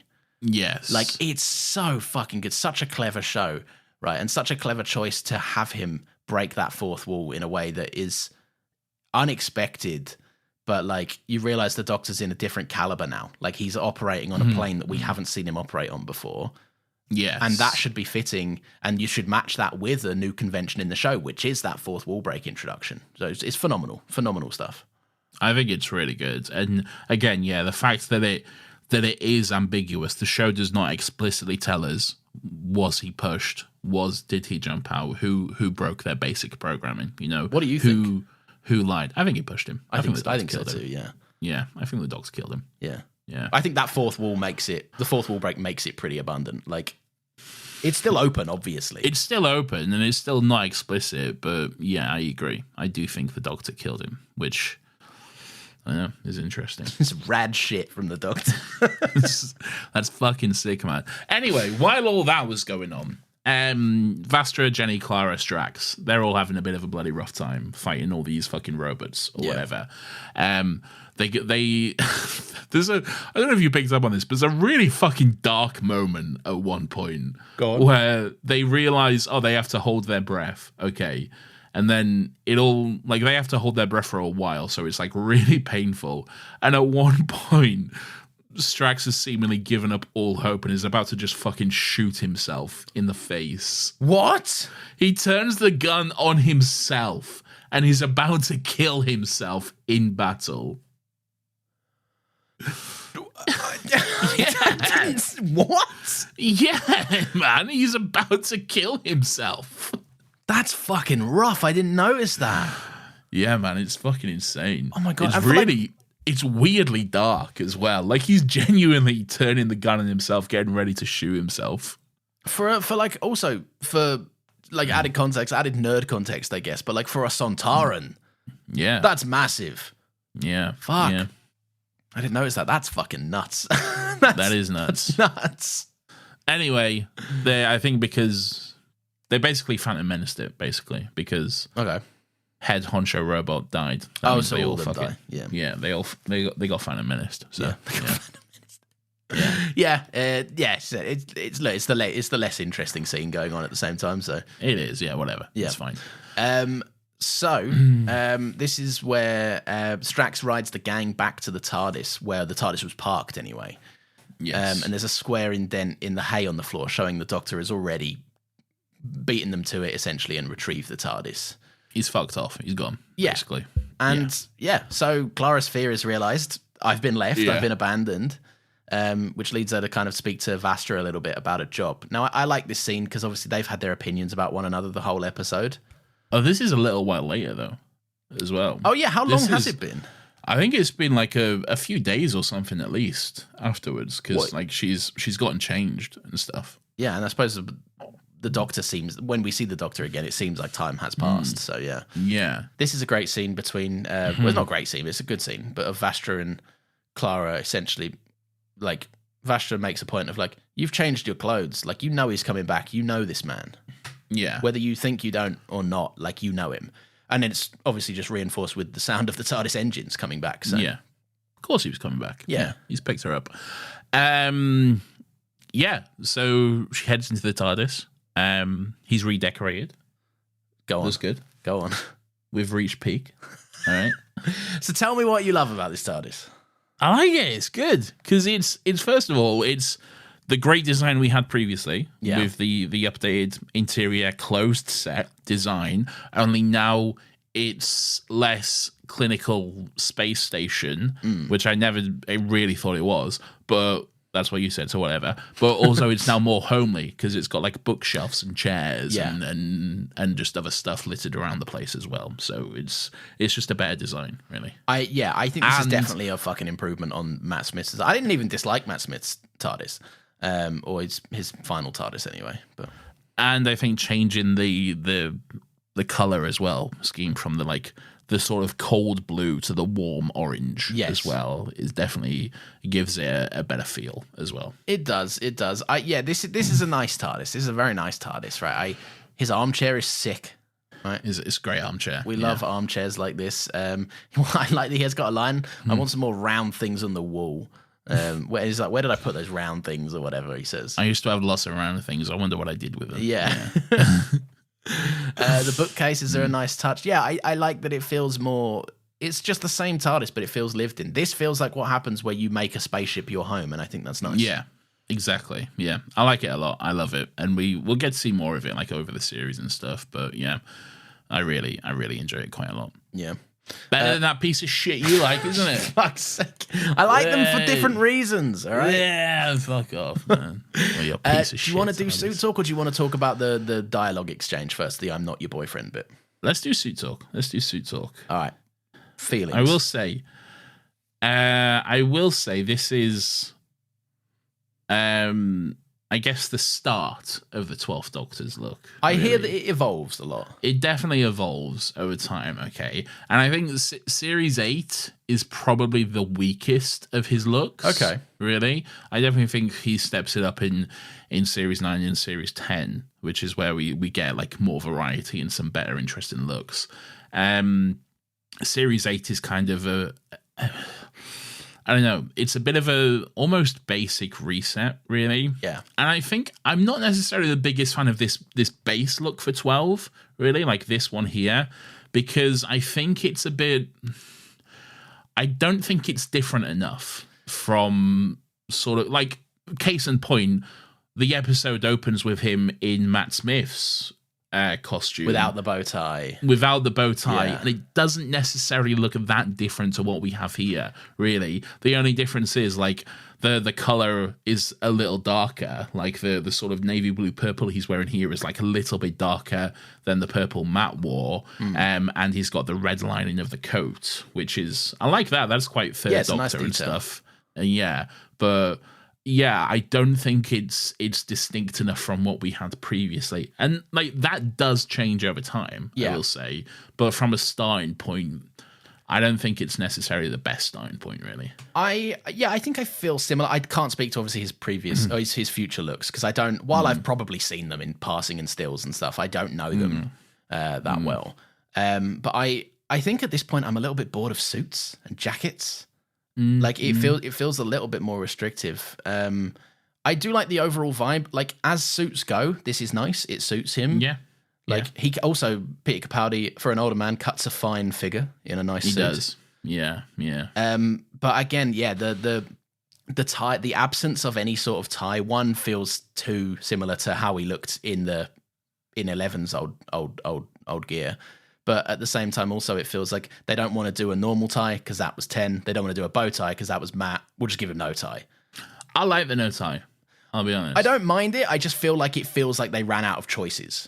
I don't think that's the case, though. No? At all. No. I feel like I think it's a direct input from Peter Capaldi, because this is just how he dresses as well. Oh, okay. Yeah, if you see him on fucking Graham Norton or something, you'll think he's just dressed as the Doctor, but he's not. He's just dressed as himself. Are they doing a skit? What's this? Yeah, exactly. I think again, the actor who plays the Doctor always gets an input on their costume and stuff. They always get to pick out and see what is comfortable and what works best for them, really. And yeah, I think Peter Capaldi had quite a big input in his costume, and it definitely changes over time as well. And I will say, I think a nice detail as well, which is just, I think it's just sweet, really. He basically refused to not wear his wedding ring as well, so the Doctor just wears a ring now as well. That's lovely. Yeah, I think that's very sweet. That's very nice. Yeah, cool, man. Is that the ring that falls off in a certain scene? It is. Yeah. Nice. Yeah. What a lovely, personal touch of a goodbye to a row as well, then, with that. Yeah, 100%. Yeah, it's just a really nice thing. I think they, put something on it to, so it's not just basically a wedding ring. Yeah. Maybe added something to it or something. But, yeah, it's just a nice little touch. That's lovely. Yeah. Oh, good on him. That's really cool. Yeah, I'm excited to see the look expand. I'm excited to see it grow and develop and change. Yeah. There's like different versions of it, and he'll wear like, you know, a different shirt and a different coat and stuff from here on out. But again, yeah, I think it's next series. It's series 9 where it really steps up and starts to evolve and change, which I think is definitely for the best. Yeah. But hey, that's all to come. I was about to say that's always the way, isn't it? They get a better outfit in the second season. Then I realized that would be you vindicated. Beautiful blue suits. You're absolutely right, Lawrence. The blue suit is better. God damn. Yes. All right, so he hits Clara with the "I'm not your boyfriend." Oh, love this line. Love this dialogue here. The Clara, I'm not your boyfriend. Clara, I never thought you were. Doctor, I never said it was your mistake. Oh, amazing, right? Rough stuff from him. But like in a way that like you know, it's not too shattering for Clara to hear, but at the same time it's like he's checking himself on it. I don't think it's shattering at all. I think it's I don't even know what I'm trying to say, but like I think it's him admitting that I had a crush on you when I was 11, you know, but I'm a different man now. I was 11, when I was a wee boy. When I was a wee boy. I don't know. I don't know. There's something like, first of all, it's vindication. Like, yes, you did. Like we said it last week, girl, we knew. Yeah. All right? Yeah. No, girl, all right? We been knew. Okay? Yeah. But yeah, I don't know. I like it. It's a lovely line. It feels like the Doctor checking himself on like I'm not that childish guy. I can't be that guy. I think also as well, I think we skipped over this, but we shouldn't. I think because it is quite a big moment. But him walking down the stairs of the TARDIS saying, I'm the Doctor. I've lived for over 2,000 years and not all of them were good. I think that's just a fucking incredible line. I think in every post-Regen episode, in every first Doctor's episode, you need a moment where they go, I'm the Doctor. You know, they need to have that defining moment of the character. And while like, you know, in this it's usually in like a big action sequence or something like that. A big, like, they'll proudly say to the villain, I'm the Doctor, you know, and this big celebration speech. This isn't necessarily that. This is like a more kind of intimate version where it's just between him and Clara, more of almost like more of a reassuring moment here, but it's still so great and a great character defining moment. I think it feels as well like a little bit of like a show mission statement. It feels like not all of them were good. Feels like we're about to get an incarnation that's very different from what we're used to.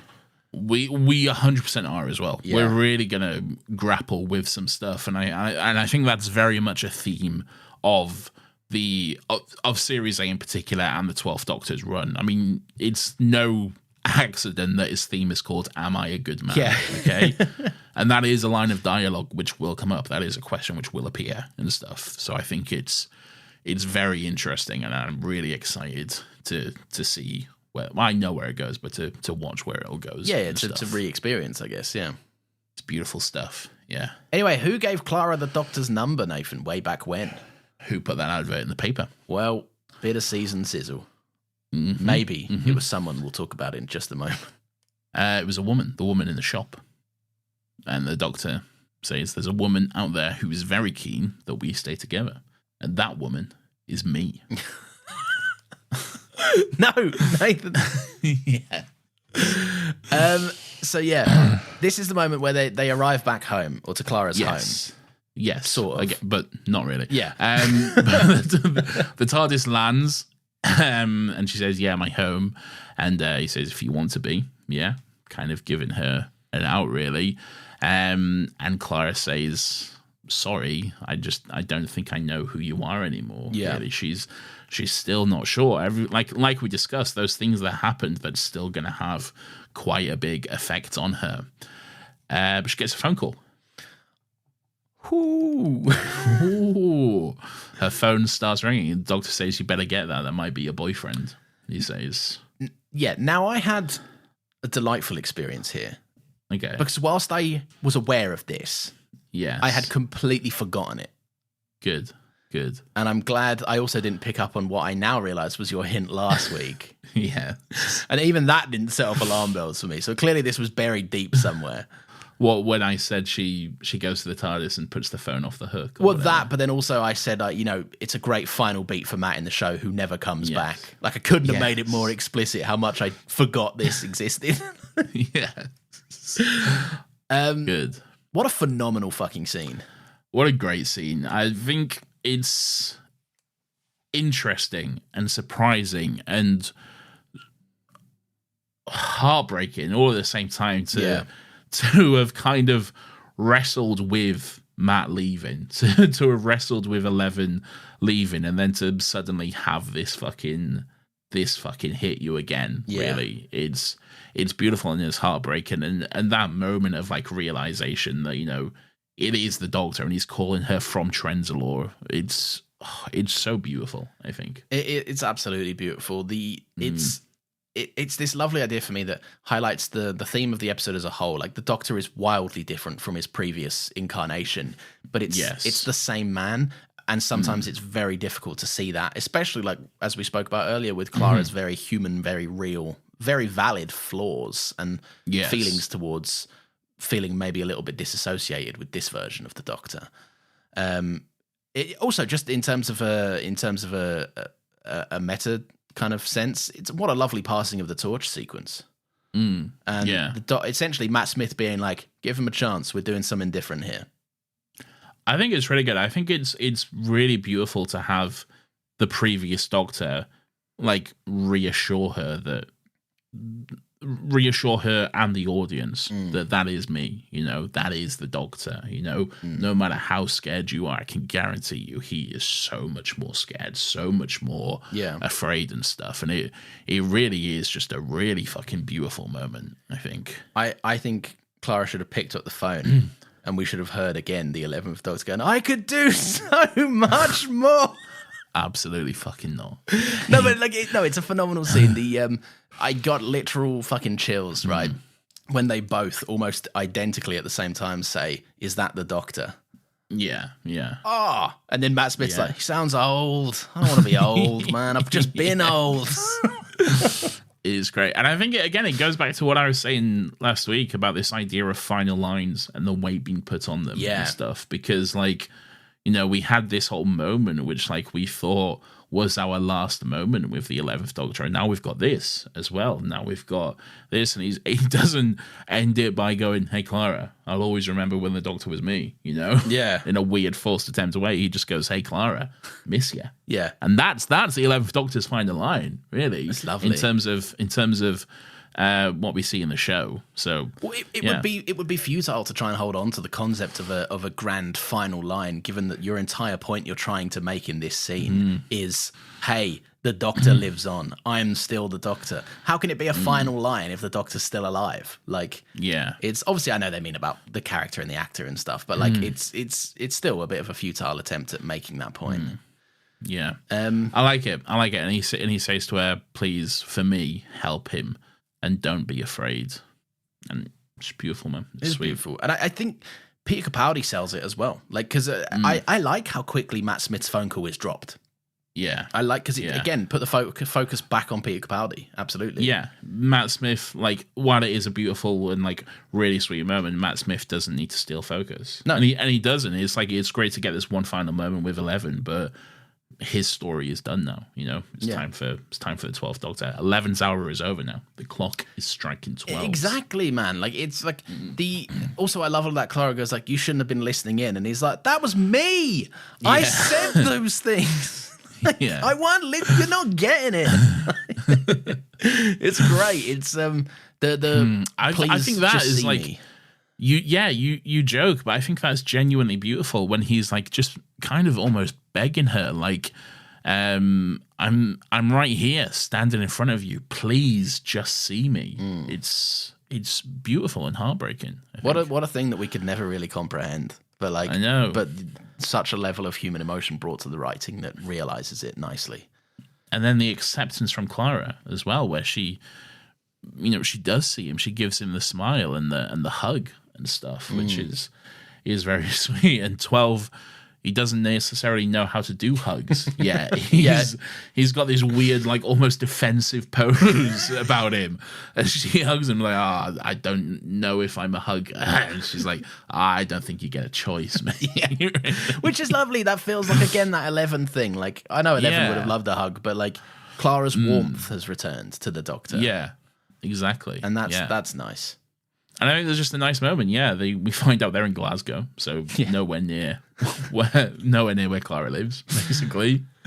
So they go for chips or coffee and chips. Yeah. It's a great line of the Doctor Finn. Yeah. She goes, "This is nowhere near where I live." And he goes, "I know, I missed."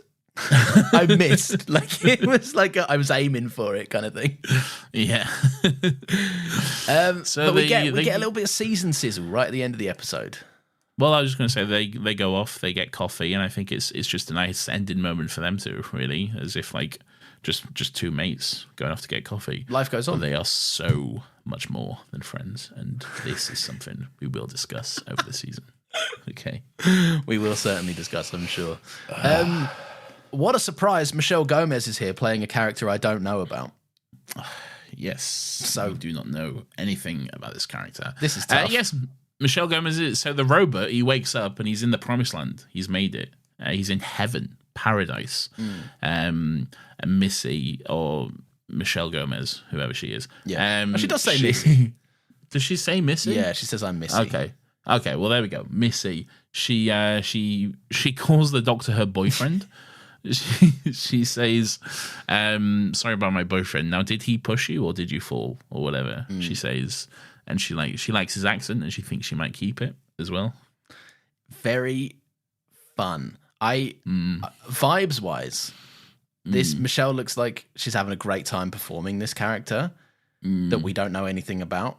All we know, well, in terms of the show anyway, all we know at this point is like it's this weird Mary Poppins looking character. Yeah, you know, I wrote evil Mary Poppins. Like, evil Mary Poppins is definitely the vibe. Yeah, like. What a great kind of vibe as well, like to bring to. Yeah. We'll talk about Michelle Gomez as she goes on. I think it's a good end of episode tease for the season because it kind of leaves you to be like, when you don't necessarily know what's going on. Like, I remember seeing the scene for the first time and being like, what the fuck was that? You know? Which I think is the point. It's supposed to be weird and it's supposed to be like, what the fuck is going on? You're supposed to have this kind of very sort of strange reaction to it. I think it's intentionally weird. So, yeah, it definitely works, I think. It's just when the show has re-established formula, which is happy Doctor, happy companion off to travel. Yes. Then suddenly they just hit you with the, we're not done, there's stuff, there's mysteries afoot. And you go, oh, there's mysteries afoot. Yes. Is this the woman in the shop? Is this the woman who wants them to stay together? We will find out. I guess we will. Maybe it is. Maybe it isn't. And with that, Nathan, I will now find a button and push it. Weirdo of the Week!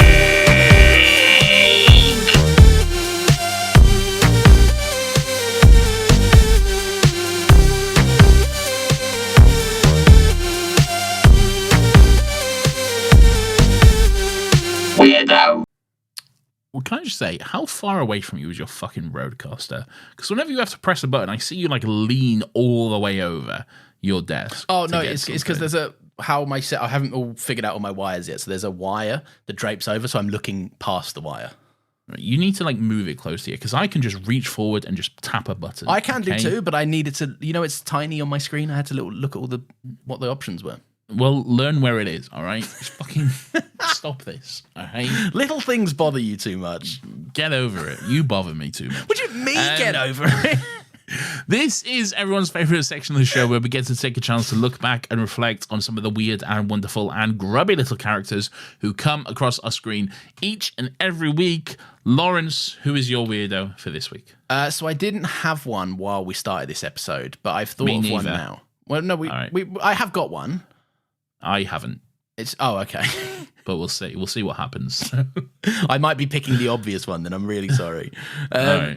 It's the Lestrade guy that thinks the TARDIS is an egg because he's obviously blind and stupid. Yeah. Why? Just because he thinks the TARDIS is an egg? Yeah. It's a moronic observation on his part. It is a moronic observation, but he is like an idiot from Victorian times. Yeah, but I have to say that he's not an idiot. He's from Victorian times, but he's not an idiot. He's a detective inspector. He should know what an egg looks like. Okay. Or at least be able to establish what is organic material and what isn't. I mean, yes, that is fair. I just literally thought of this one just now. Nice. So I'm just going to go with this.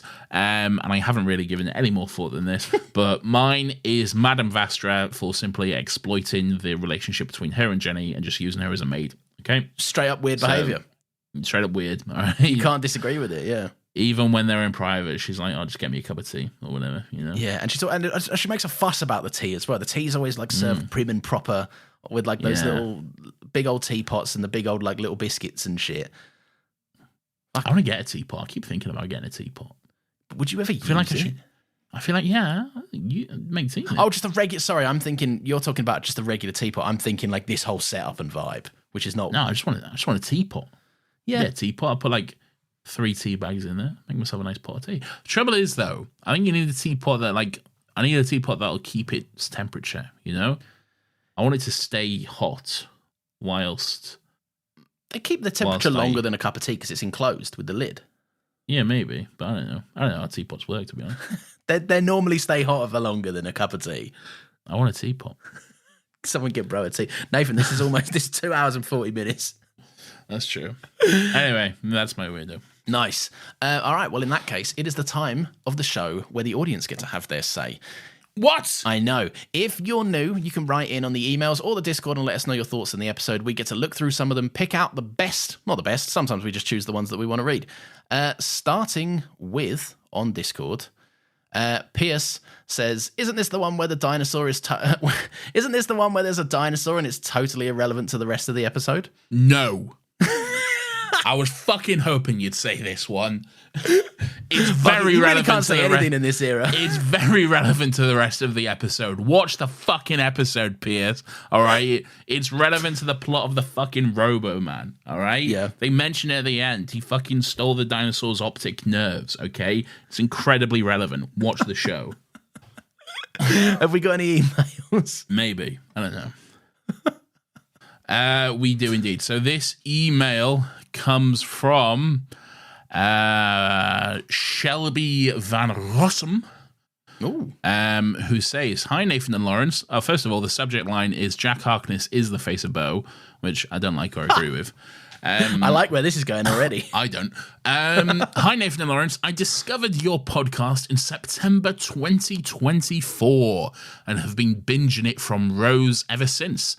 I have finally caught up just before you begin your thoughts on my favourite Doctor, Capaldi, and I'm fairly new to Doctor Who and first watched New Who in its entirety in 2021 after seeing a TikTok edit, how very modern, of 13 and Yaz. I have since rewatched all of New Who 3 times, and I'm slowly... You've watched that era of the show more than me. And I'm slowly working through Classic Who with my partner. Doctor Who quickly became my favourite show. While I love the silly little sci-fi show that Doctor Who is at its core, it's the comments on human nature, good and evil, love and hate, and so much more that make Doctor Who a masterpiece. My fiancé and I are even getting married on June 26th in honour of Amy and Rory Pond. Oh, that nice. is beautiful. That's that is so very nice. Sweet. Wow. Congratulations on that. As an American, there is much about the BBC, Doctor Who, and UK culture in general that I was completely in the dark about. Your podcast has certainly been enlightening regarding many of these points, such as the fact that many episodes are filmed in Wales and not London, that Catherine Tate was famous before Doctor Who, and that Harold Saxon's election was not typical of UK politics. Not even close. Not even close. I have loved hearing your thoughts on all things Doctor Who and have loved identifying my own weirdo of the week as I rewatch. I'm very much looking forward to your thoughts on the 12th Doctor.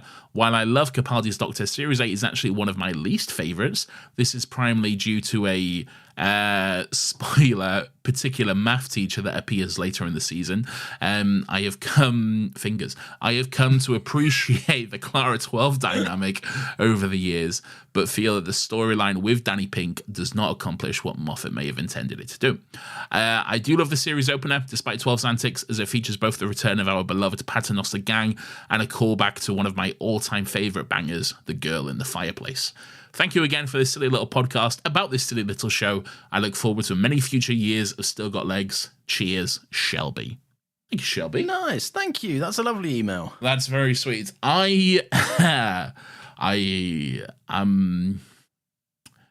be an interesting discussion when Danny Pink shows up, and that's all I'll say for now. Okay. All right, I'm intrigued. I just know that he's fingers from Gavin and Stacey. His fingers from Gavin and Stacey. Yeah, and he's a less than savoury character in that show. I think he's all right. Some questionable advances. Yeah, you need to get over this, man. All it's right? the self of the day. I understand, but still, you need to get over this. All right. No, I'm excited. I'm excited. I know this character, what this character represents. I don't know much about them though. I'm saying nothing until. All right.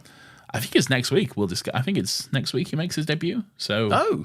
I think so, if I'm not mistaken. But we'll see. We'll see. Certainly earlier than I thought. Wow. I might be wrong. I've not watched it in a while, but I might be wrong. But I don't think I am. But we'll see. We will find out next week. Yes. Captain Smugatario says, I think it's interesting that this episode keeps up the trend of the Doctor being on back foot for his first adventure after regenning. This time it isn't due to the TARDIS shutting its doors and the screwdriver malfunctioning like 11, or because he's an EP boy like 10, but because he is having an existential crisis, which in fairness I think I would do every time I turned into a different person. Yes. Anyway, I rewatched the Teens React to Doctor Who 50th special episode recently because of nostalgia, and all of them were talking about how going from Matt to Capaldi meant going from someone hot to someone not. And I was fuming because Capaldi may not have been the obvious may not have had the obvious young man charisma that Matt does, but he's gruff in a way where you know he's hiding a heart of gold, aka super hot. He's so hot as well. You kidding me? I'd fuck him. Yeah, it's a vibe, isn't it? Like, yeah, don't need to be young to be sexy. No, I prove that. I think we both prove that. No, you don't. This one is from Sam Nixon. Subject line: I reckon he pushed him. Oh, hello, boys, and happy New Year, and happy New Year to you. Keeping the medium of email alive for Still Got Thoughts, even though Discord is a thoroughly wonderful place that everyone should join, or else. Thank you. Nice little plug. Go. Very nice. Also, we did get quite a few emails this week, and I can't read all of them because of that. So thank you, everyone. I hope you had a good break at Christmas after throwing out episodes like a dinosaur dislodging a TARDIS. Now, I reckon Moffat wrote this episode in a co-op because of how cool it is.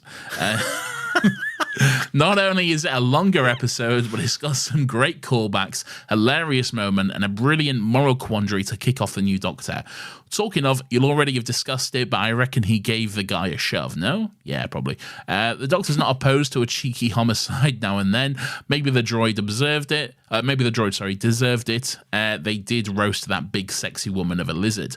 That line's not Moffat's finest hour, but probably your mum joke there somewhere for you both to fight over. Maybe.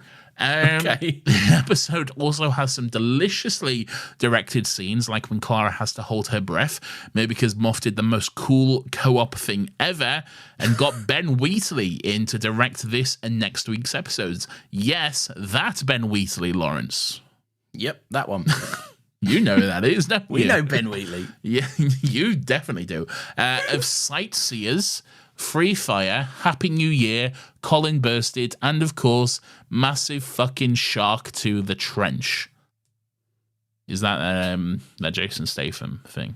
Oh, the Meg. The Megalodon. Yeah, I haven't seen any of the Megs. He's a Megalodon. Oh, bloody hell, it's a fucking He's Megalodon. a fucking Megalodon. They're gonna have to kill the Megalodon. We're going to have to kill the Megalodon. I've never seen any of those movies, but I'm sure No, that's but what he does. you get the vibe. I get the vibe. It's Jason Statham, you know? I've got my gun, we're going to shoot the Megalodon. When you get watching a Jason Statham movie, you're not exactly getting groundbreaking stuff, are you?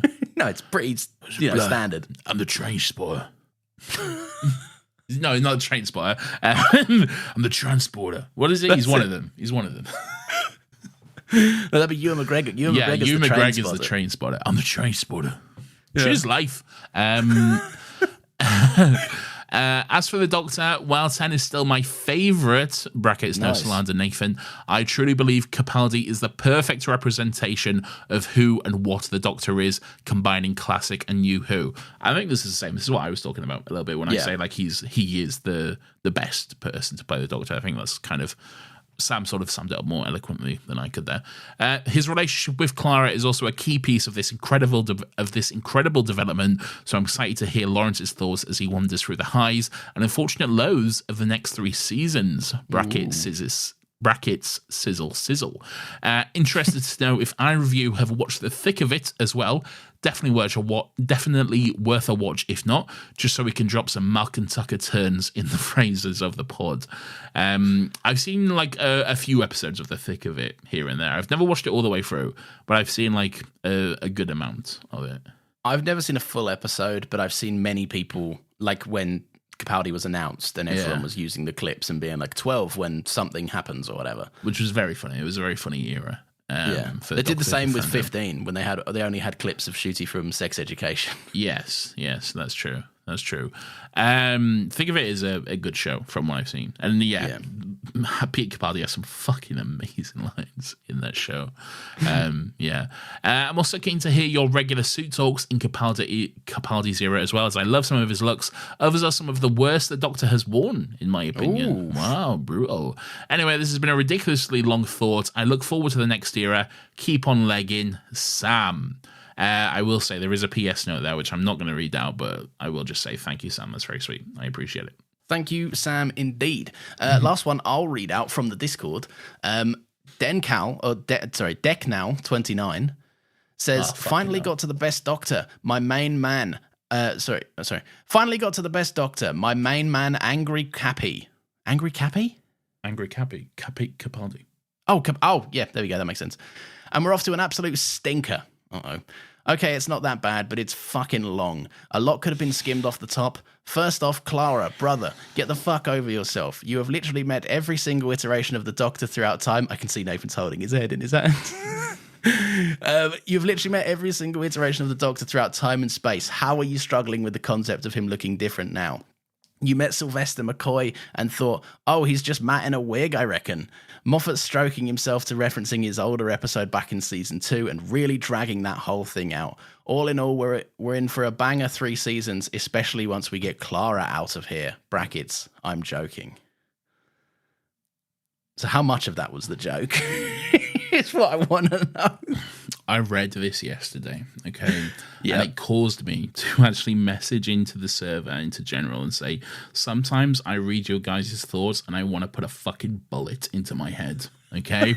And then that genuinely kicked off like a whole argument discussion in the server. And probably the angriest I have ever come whilst talking in that server. Okay. I had to read it out just because I knew you'd have a reaction to it. Like, I also just... It's nice to get a different opinion, one that I wholeheartedly seem to disagree with. But I was going to stab you then. Well, watch out. I'm not going to respond to that right now, just because I'm going to respond to an email in a similar vein that we have. Interesting. So I'm just going to get ready to fight everyone here. Okay, nice. And kind of lump them together. So this email is from Nat Catarino. Okay. Yes, get fucking ready to fight. Who says Clara deserved better. Right. Okay. Greetings and salutations to our illustrious hosts, Nathan and Lawrence. I hope both of you had a peaceful, joyous holiday season. Now let's throw hands. Yes, let's. Okay. Due to the Impossible Girl arc, Clara has seen all the incarnations of the Doctor, including ones in the same age bracket as Capaldi. Hartnell was the same age, 55, and Troughton, 50, and Pertwee, 46, weren't much younger. She has also met a brand new older incarnation in the War Doctor, John Hurt, 73. Oh yeah, I guess he'd be technically the oldest version of them. She even said in the last episode, but you don't die, you change. You pop right back back up with a new face while 11 was dying before he received his new regeneration cycle. 12's personality is not so different from the classic Who incarnations she's seen or met. She knows more than any other companion precisely who the Doctor is and how each regeneration of the Doctor is still a Doctor. She shouldn't be reacting this way to an older, gruff incarnation. Moffat uses Clara's reaction to reflect how new Who fans would react to an older, quotation marks, Doctor, but in the end, this reaction cheapens the companion-Doctor relationship. We never needed someone to help us accept a new Doctor's regeneration. Rose takes some time to warm to 10, but she's on board as soon as he acts doctory. Clara gets rescued by the Doctor in the episode, and yet needs 11 to convince her that this new regeneration is still him. Which makes us, as the audience, feel like we need 11 to persuade us that 12 is the Doctor as well. It makes no sense for 11 to complain to Clara that he hopes his new regeneration isn't great and old. He just spent 300 years in Trenzalore as an older man. 11 ruminating on his next regeneration being older just seemed to reflect the audience's lack of desire for an older actor playing the Doctor. This sequence with 11 calling Clara to convince her to stay with 12 reminds me of 10's infamous "I don't want to go" line.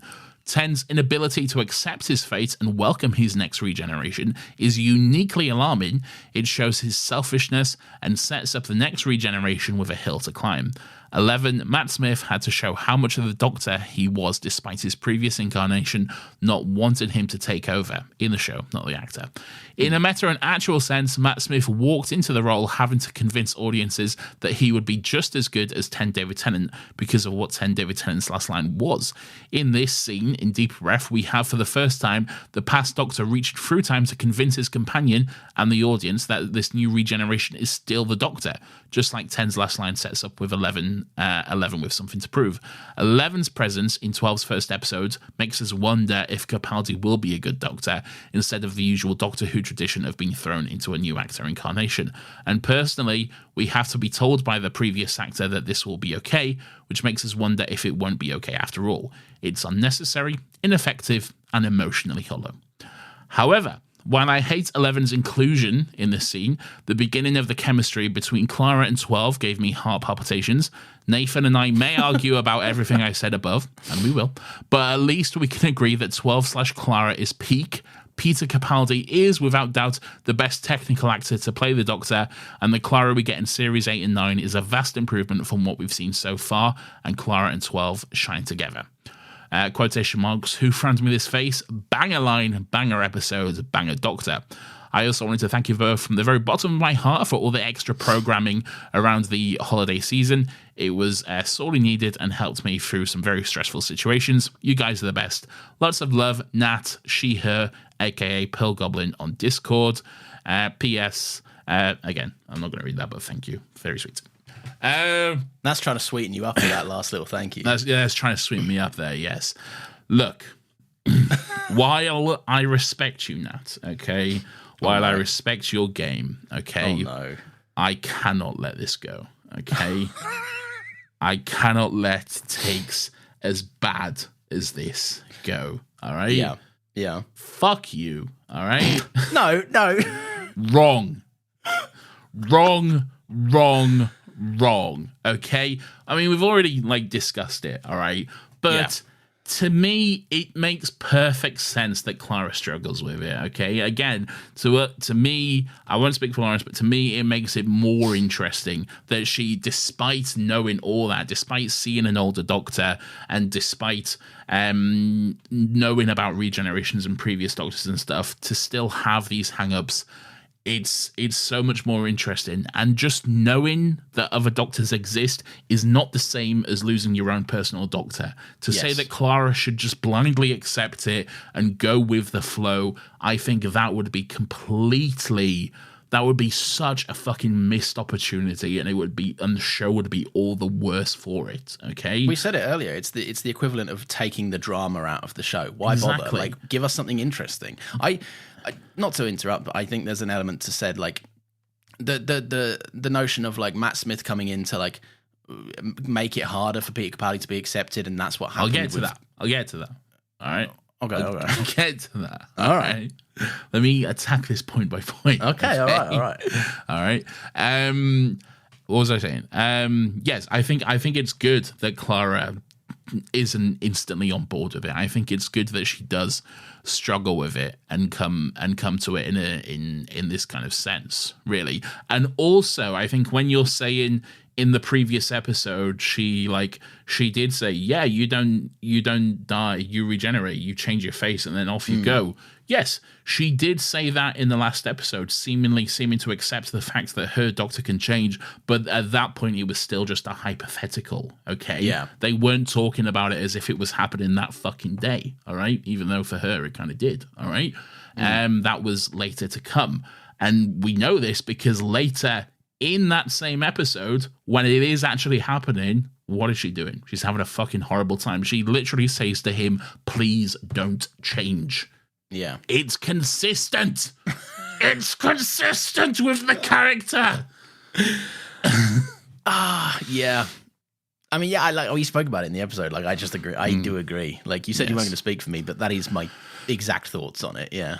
I think I respectfully, I guess, disagree with your point about this whole, like, Matt Smith needing to come in. I think it making it worse for Peter Capaldi. I don't think that's the case at all. I think it's the opposite of that. I did too. I think it's the complete opposite of that. I don't think it's anywhere near like 10 saying I don't want to go. I think Matt Smith coming in, it does not, in no way does it leave me with the sense of being like, oh, well, they needed him to convince us and that means it's not going to be as good or anything like that. No way do I get the sense at all.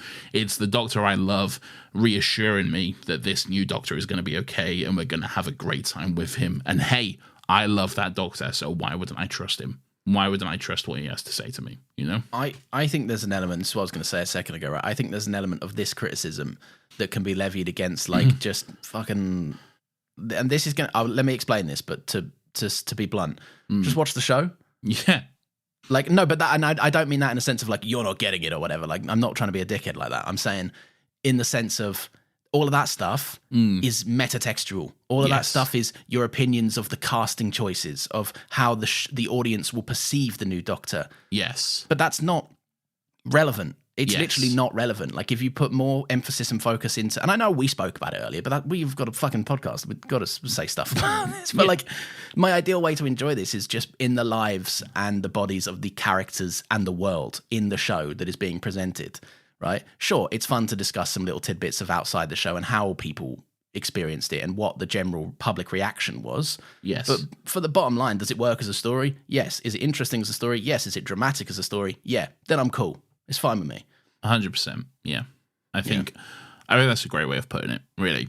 And then to your point, Nat, of saying, Clara, it makes no sense that she wouldn't accept an older Doctor. Okay.